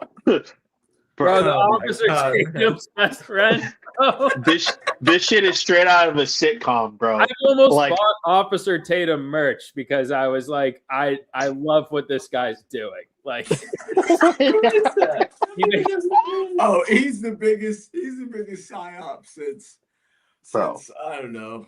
I So- don't know. so what you're telling me is Samuel L. Jackson's character in Django is running Yes. the state of Florida.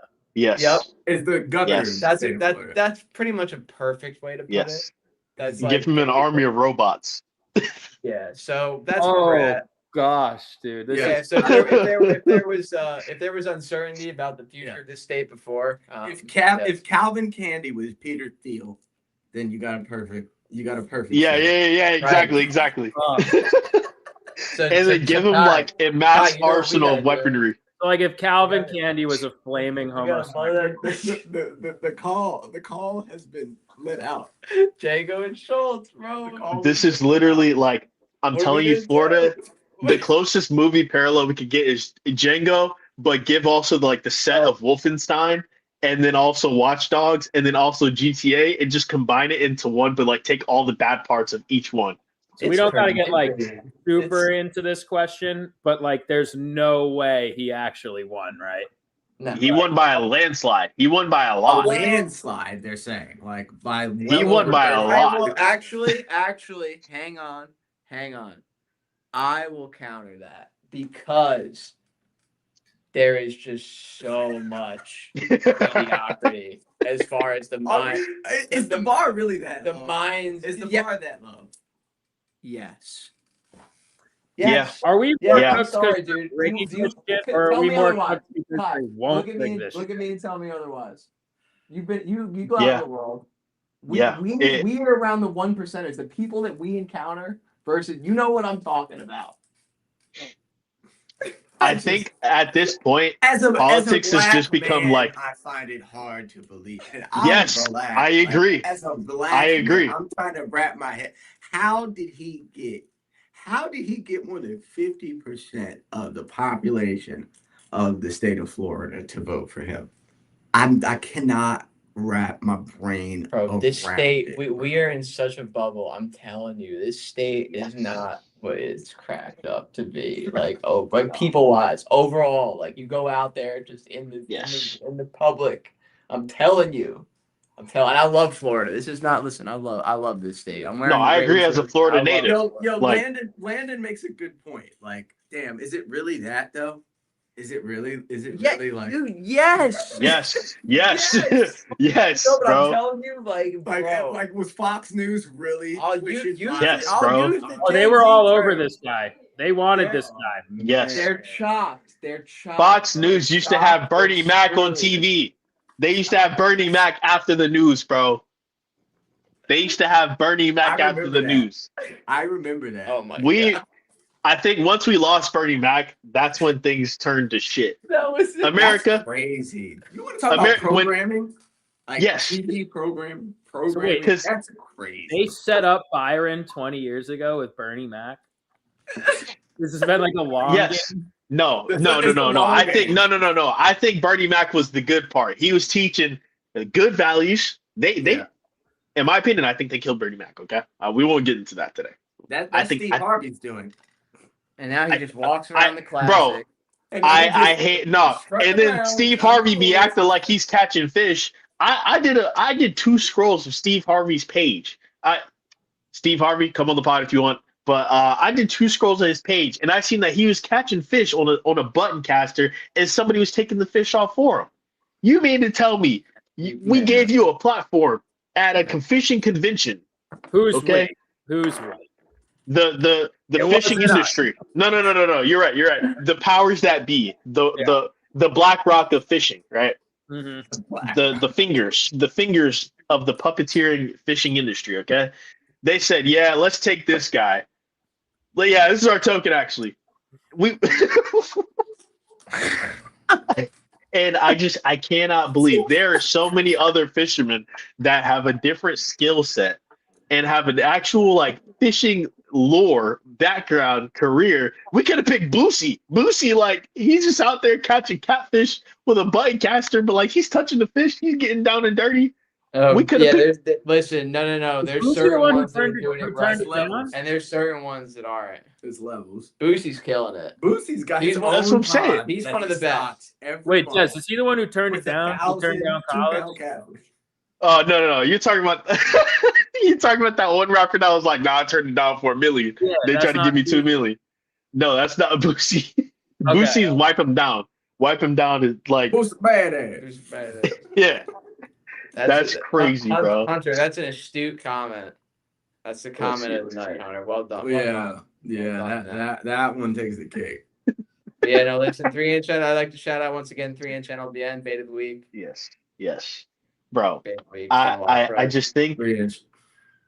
it's gonna be interesting, maybe not in a good way, maybe not in a bad way, but it's interesting to see what's gonna happen in the next 4 years regarding management of our outdoors, management of our money, management of our people.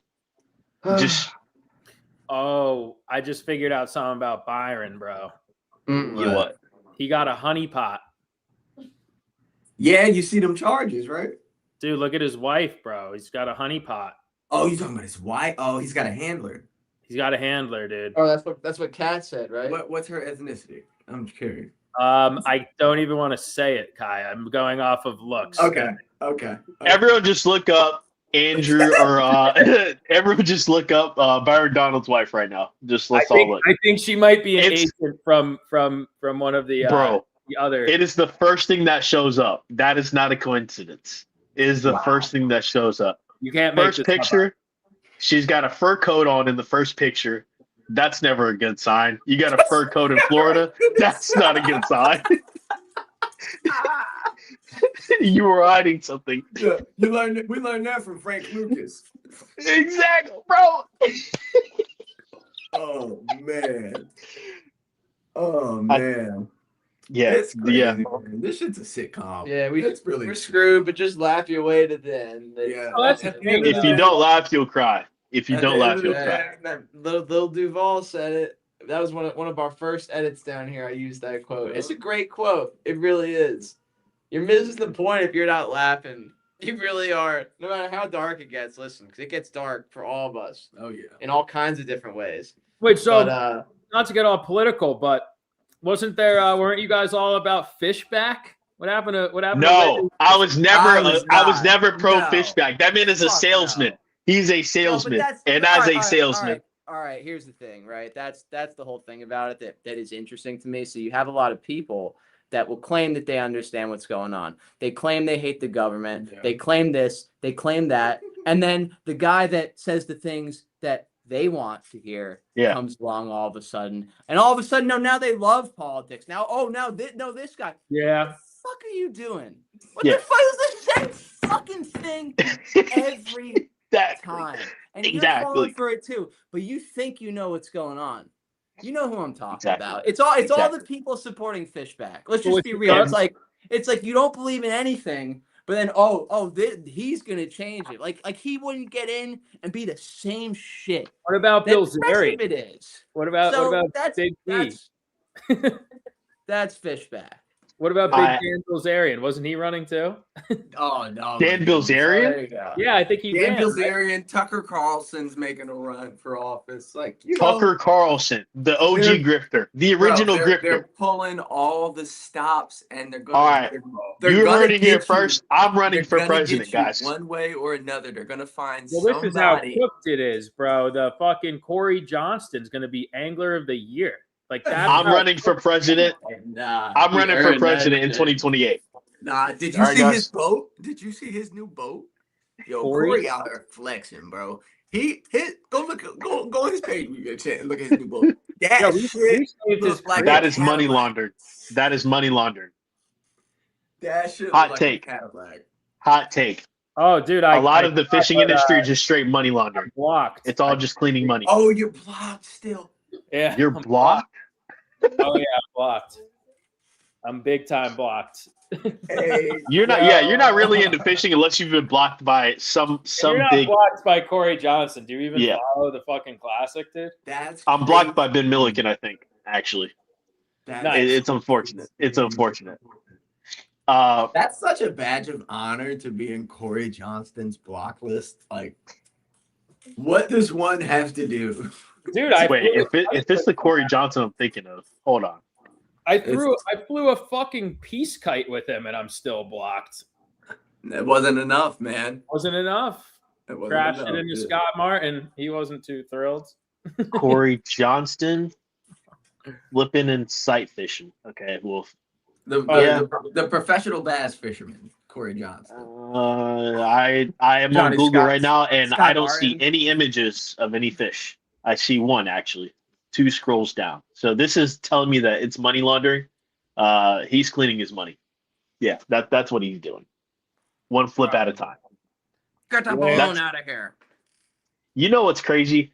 There was a we talk about him a lot. Bass fishing sucks. I think that he was onto something, and they got rid of him because of the fact that he was starting to expose the money laundering side of the industry. You mean to tell me he was getting literal emails from Bass Pro Shops, like Yes. like cease and assist. from Bill Lewis? from Bill Lewis. Wait, did he Just- really? I thought that was all like conspiracy. No, he got literal Oh, no, he was, cease and desist emails. From Yes. that worker. Yes.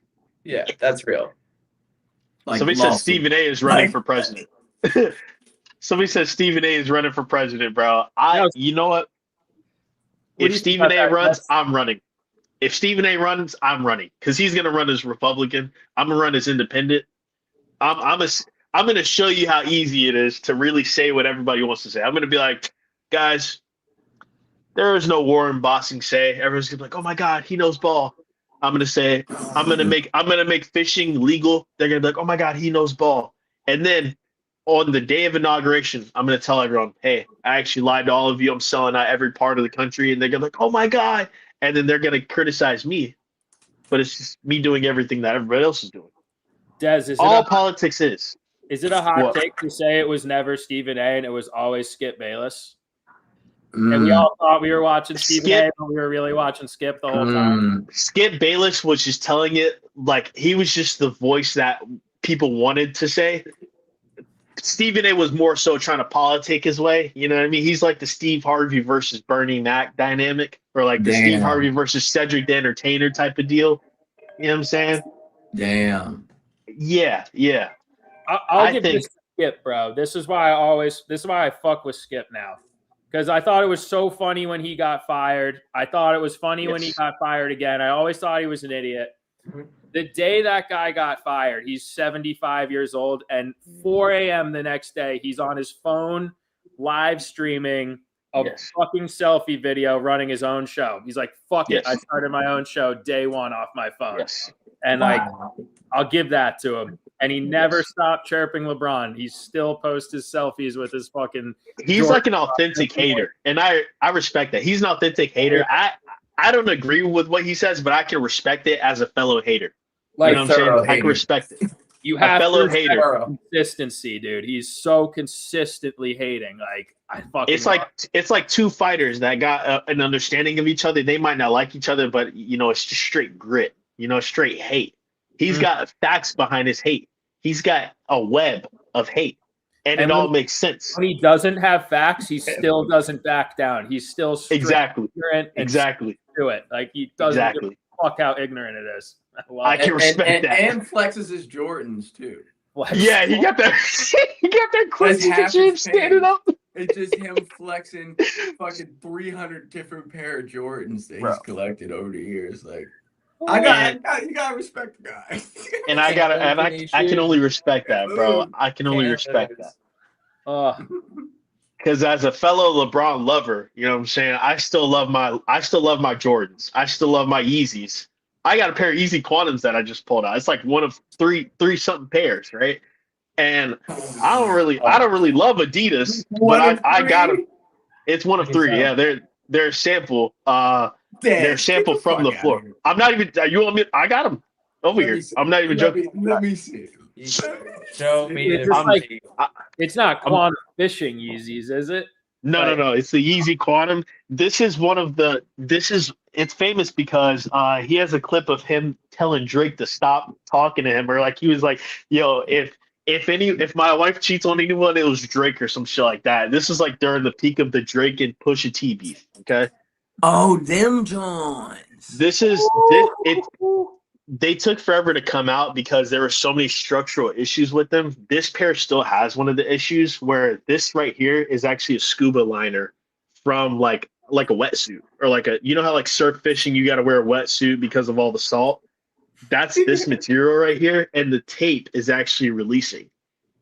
You be wearing bonds- them Johns fishing?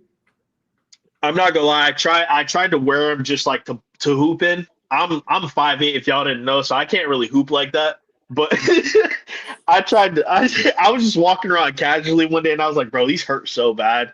They're so tough though, because they didn't come out. They weren't out at the time, and everyone was like, "Yo, what the fuck are those?"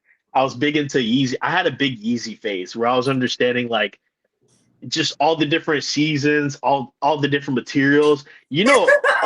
Kanye actually pulled a lot of design ethos from the Bible. No Bro. way. I'm not even joking. there's a point where he said he doesn't mix materials because in the Bible it's a sin to mix two different materials. So like you can't mix wool and leather together because it's a sin.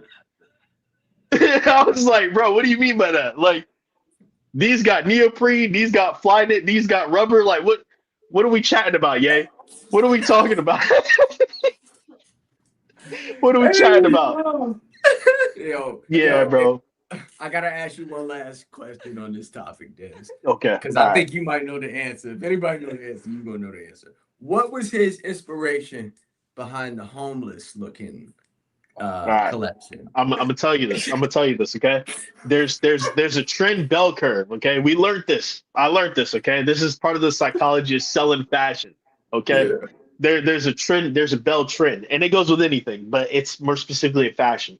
There's a start where it's the lowest part of the bell, right? Yeah. Right.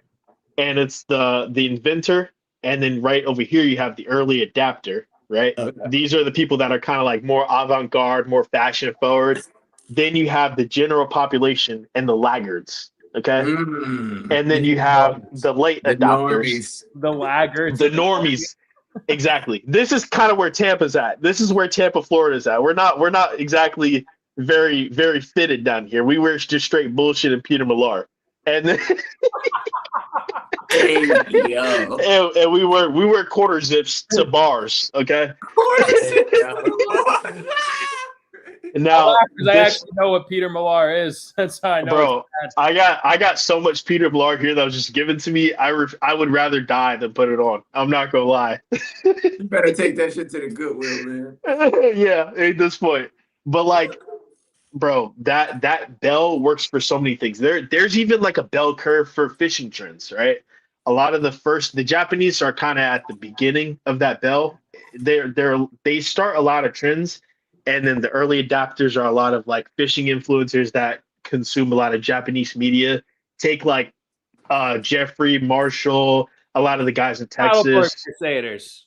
Yeah, kind of like that realm. A lot of the weeboos, right?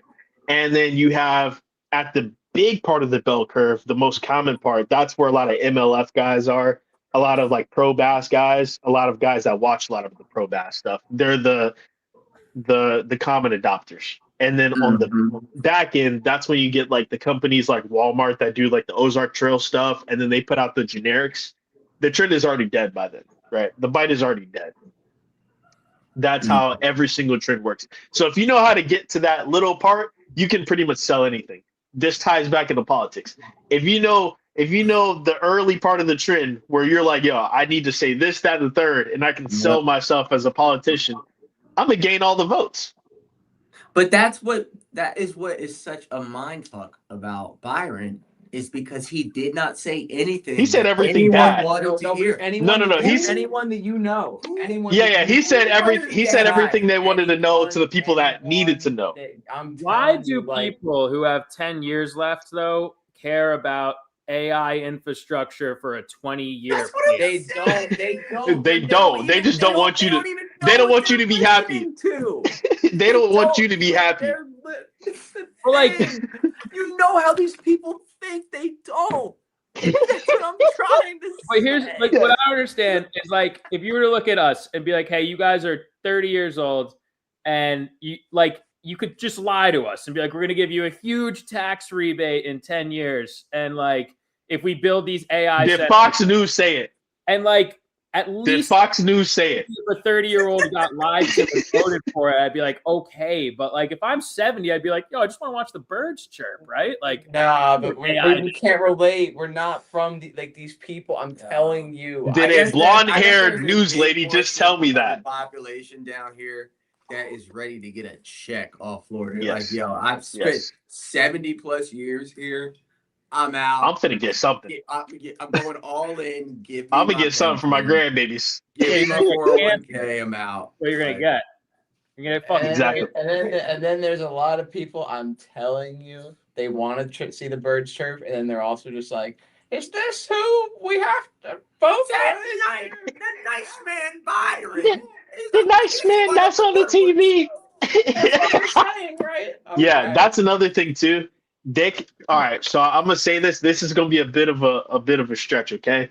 I think sometimes tokenism can kind of be a selling point. You know what I'm saying?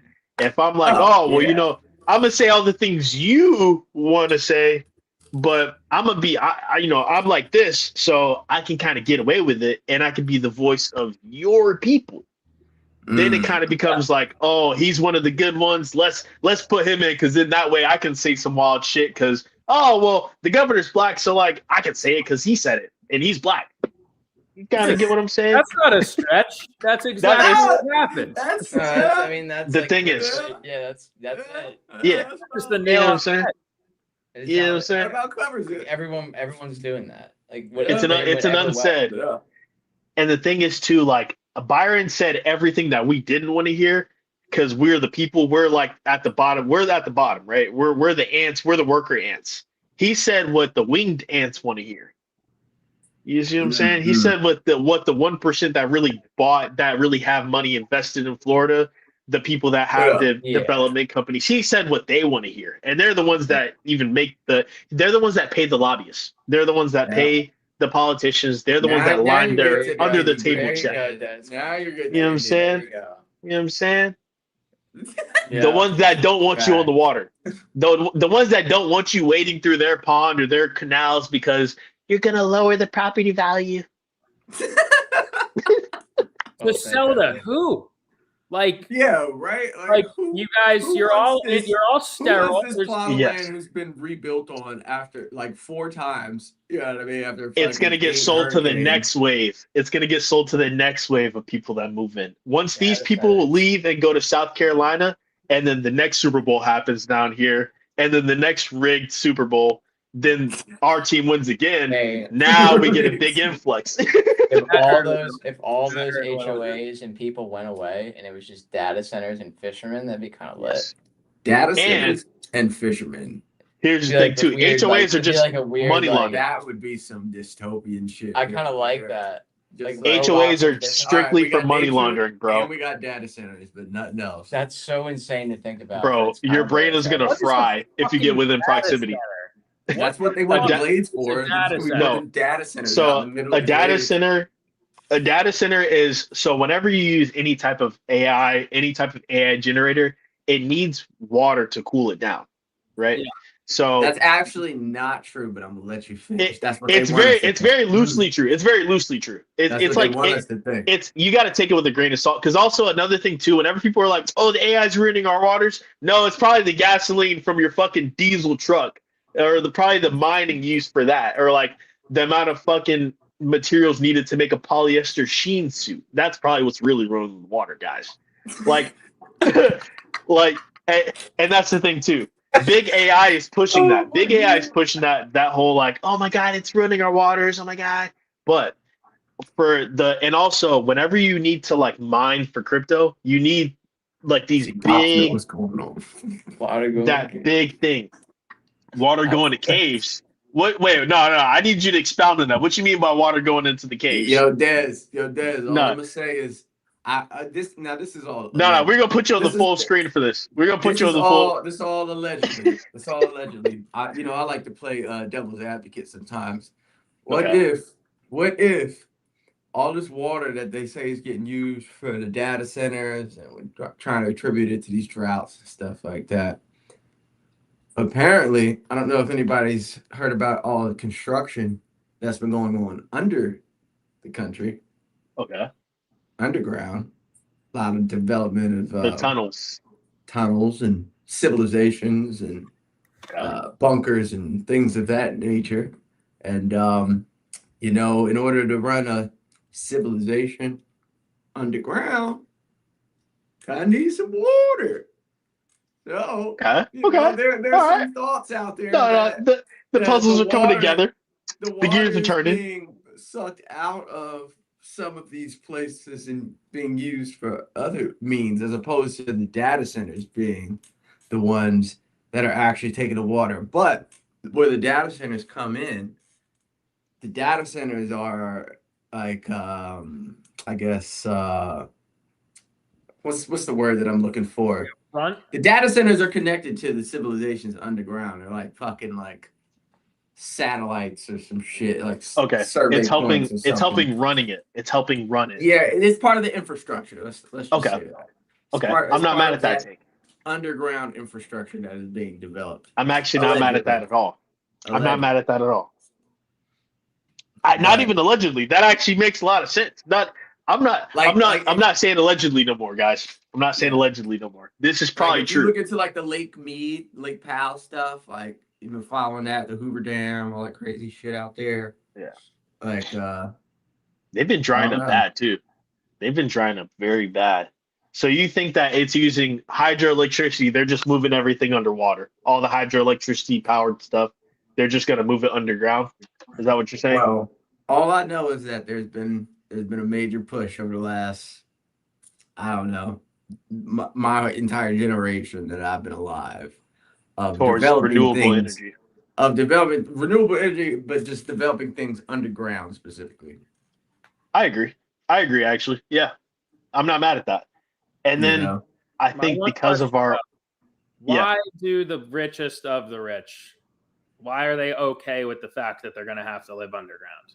Like, as because they're opposed not going to be able, they're going to make it as luxurious as possible, like as they don't luxurious care as about possible. being outside anyway. Like, Money's no object to them, so they could literally make Cabo underground as long as they get the proper amount of money for it. well, that's why I would take it a step further. I think they're trying not to be human. I think they're trying to like merge their consciousness to not need a body. And that have you ever seen that guy that's been trying to like live forever? Yeah, I know the guy you're talking about because like eventually they've talked about this openly. Like, Yeah. how can we merge our consciousness like a singularity, like into the ether? And Yeah. like, because they don't trust that they have a soul, so they want to Which is artificially create their consciousness as an artificial soul. So I think like almost both of these theories are equally true. Like, I think this water could be used for technology to cool something, to cool like a quote unquote data center. But the data center is, in a way, hosting these people, but it's not hosting their physical form. Because I don't think they'd want to live in a fucking cave underground if they could just kill us all and live in Napa Valley with no people. That would be. I think they want to like take away the physical form and merge with this AI artificial. Johnny, we've talked about this before too. Transhumanism stuff, though. It's Yeah, the whole- transhumanism. The Geordie Rose. We've and all talked about that. this before too. Evangelion is literally just like it's kind of like the blueprint. It's kind of crazy. Evangelion. This is Evangelion. It's just Evangelion, like the singularity where What everyone is just that? becomes like, Oh, "Oh, Kai, bro, you need to watch this. You, Kai, need to watch this. You would love this anime." God. Is it anime? It's an Oh, anime, shit. It's one season. and it's one season, but like there's so many layers to it. It gets so chaotic, and number one, it's an underground city called Japan too. Whenever natural disasters happen, they lock the entire city down. They just all the buildings can just go underground and become like inverted. They're on like and Tokyo 3. They're on their third. What? Yes, and then there's a group of elites. Okay, they're all around the world, and they're trying to create something called the Third Impact, and all it is human singularity. They no more free choice. Everybody makes the same decisions. We're all one singular conscious. Okay, and Oh my god. and then we can clone each other. There's a prototype girl. She's just like a bunch of goo jelly, and then they can just transfer her consciousness into different bodies so she can live forever. Yeah, you need to watch this, bro. I'm surprised you've never seen That this. sounds crazy. You just listening to you.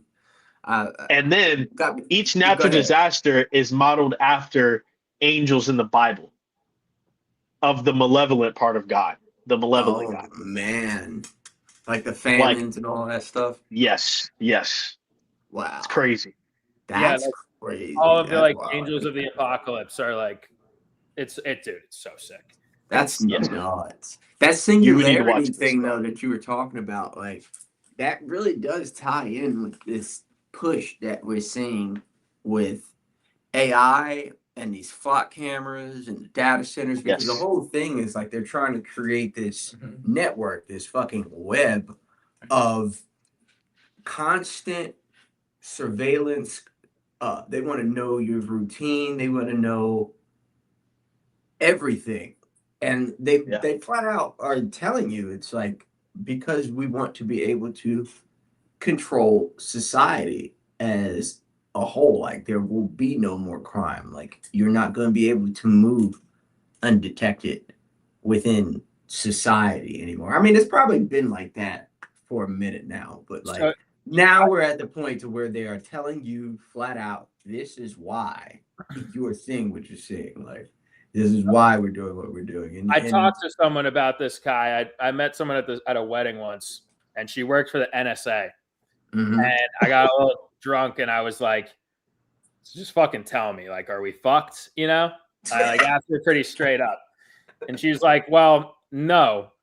Because I was like, well, can you guys really see everything? And she's like, oh, we've been able to see everything. Like, if we want your text, if we want your whatever, we have it. The problem is they have so much of it because they have it on all of us that Mhm. eventually you need a human to do something about it. And they can't do anything about it because they have 300 million people's everything. And they can't, like, they don't give a shit what Kai Richards does. They don't give a shit what I do. The people that they're focused on, like, the revolution will not be televised type shit. Like, we don't really know what's going on out there in our own country even, but it's heavy enough where, like, all the focus is there. So, like, yeah. They we want to might- control the people that are telling you what's going on. yeah, like, we're fine in a sense, we're fine. You might get an extra speeding ticket, whatever. But these flock cameras, it's like, it'll scare us and get in our own head, but like, they're not coming for us anytime soon because they're coming after so many other fucking people first, in a way. There's some people higher up on the list. There's a couple people higher up on They it. just want to get that induce light, bro. paranoia with us. They just want to induce paranoia with us. And then I don't know if you guys know this, but there's like a website where you can see what news stations or what news outlets are bought out and who they're bought out by and what side they're leaning towards. And then, like, for instance, right, the only unbiased journalism that actually exists right now is the Wall Street Journal, and it's only because it deals with money. So it's just, and then even that's still bought out. They just don't know it because they deal with money, so they can just buy whoever they want. All right, man. And that's the craziest part about this whole thing. A dollar piece of paper can control everything, and then it's not even about the metal anymore that actually the money's based on. We don't even know about what's more worth for anything, like the silver, the platinum, the gold. Like, it's just kind of like, yeah, it's worth more today, so your dollar's worth a little bit more. We're also going to buy this property today, just so you know. I'm so ignorant. The only thing I think might be worth something's gold because apparently the Anunnaki wanted it. So he's gonna hoard my gold like a fucking. Think about every civilization throughout history. Like I think that's the only one like constant. It's true. Gold played a very big part in every civilization throughout the world. Valid. Gold is only worth a lot whenever the country is not in wartime. I don't know if you guys know this, but silver is worth more right now, and it's because we're producing more machines and more weapons. So it costs a lot more, therefore it's also worth a lot more. So they just randomly say like, I don't know if you guys know this, but silver's worth more today. So therefore we're going to charge you more for this type of bullet casing for the fear of the impending doom. And then whenever it's peacetime, just so you guys know, everybody's happy. Gold is worth more because you guys are buying Cuban chains now, and you guys are all like going out clubbing more. Just so you know. And just to bring this full circle before we wrap up, the new gold, the new silver, the new commodity, let's say. And this ties into what we were talking about, Byron Daniel, or whatever the fuck his name is, and everything else. Natural resources. Yes. Natural resources is the new money. That's the new currency. That's the new gold standard. Water, land, access to fruit, vegetables, like wildlife that's not genetically modified. That's the new currency in the future. I believe. Oh, I agree. I'll close on that note right there. The average trust fund kid doesn't want a Lamborghini SVJ anymore. He wants to do charters for whitewater trout. Okay, because that's a little bit more of a flex to be able to go out for 2 months, not catch a single fucking thing, but be out in the mountains for 2 months straight with no work. I'd respect that kid. Yeah, yeah. It's a different flex, but it's the same money. You know what I mean? Anybody can lease an Aventador now. But yeah, no, I completely agree with that. To wrap things up, I mean, what do we got planned for coming up, guys? I mean, we got some big things. So here's my thing. We could have done an entire podcast, right? On. Oh, by the way, listen, I'd like to quickly shout out Iron Decoy. This is if you want a preview for what's going on. This is like maybe an Easter egg. Like if you look up what this company does, logo. you will see a specific type of lore, which will maybe give you a small look into what we're doing. And it's nothing against the 11 people that are in this chat right now. I just feel like, at least initially, I want it to kind of be something that we just transition to without really talking about it. Let's just say that. But we have big plans for the fall. The last 4 months of this year in Florida and elsewhere are going to be special. And again, I feel like I say it every week, but I appreciate everyone that shows up in this chat week after week and is a part of this, because it's truly one of the best things that we do with Uncle Larry Outdoors. And, you know, an ignorant person would maybe look at the numbers and not think that that would be the case, but it's definitely the case. So thank you guys for being around for these, and they are not going to stop when we are on the road. It'll probably be great. Those ones will be epic because we'll be together for more of them than we won't. So that'll be super cool. But we got a couple days left here in Florida before I meet back up with Johnny. We got one more big film road stretch mission. It's gonna be a lot. It's exciting. I'm besides I guess we'll just say so. This is cool. This is actually pretty cool to speak on very quickly. So I'm filming.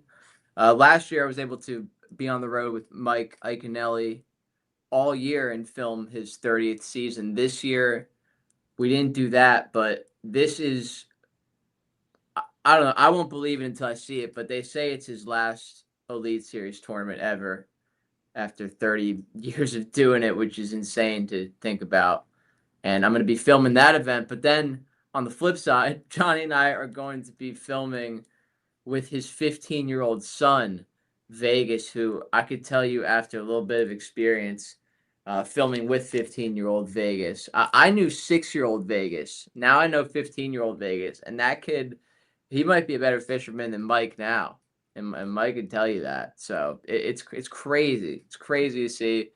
So we're doing that.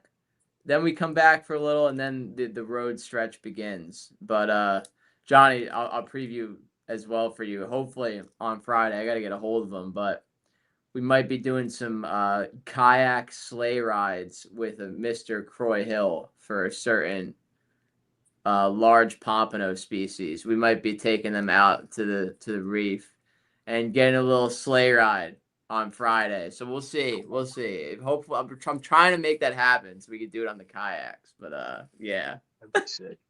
So those are the previews, upcoming previews on my end. For in the future, you know, some big projects coming up. Is the Jeep gonna be a part of this? No, so I hit 350 recently. Originally, when I was thinking about doing it, I had not hit 350, and I thought I would have when I was driving up, and that's not going to be the case. This is a very important mission, and it's one that we can't afford to have things mechanically go wrong, or at least, like, you know, things are always going to go wrong. The stakes are too high.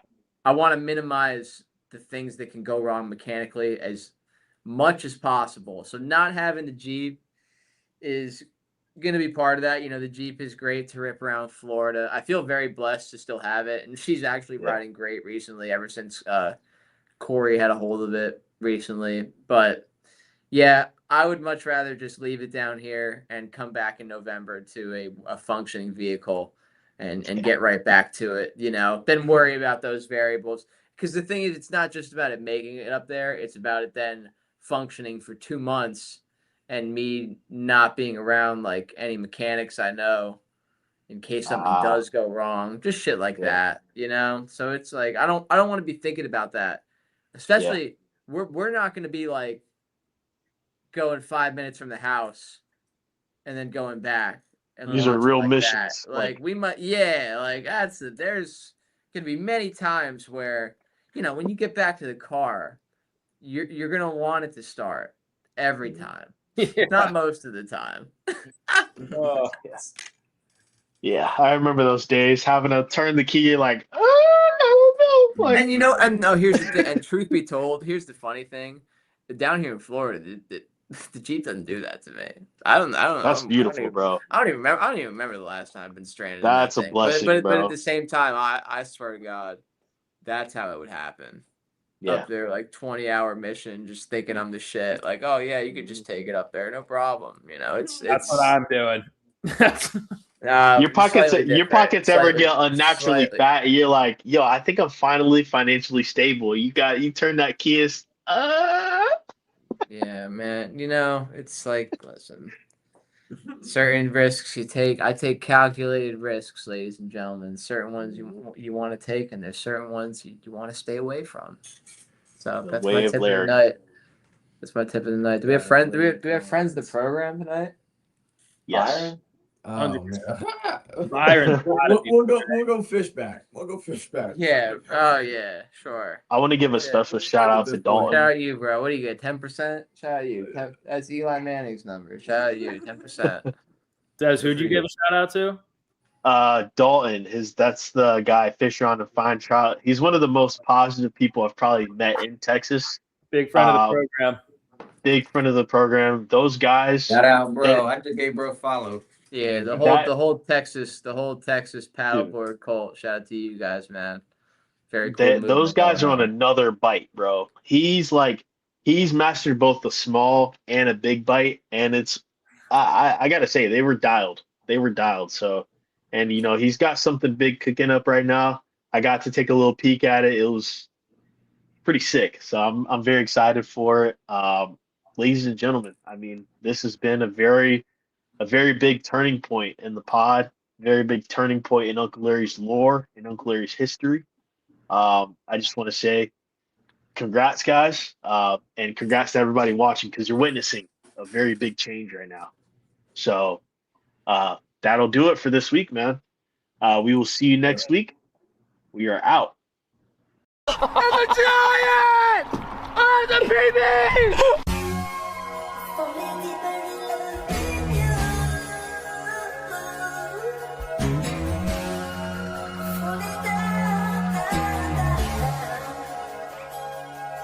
Thank you.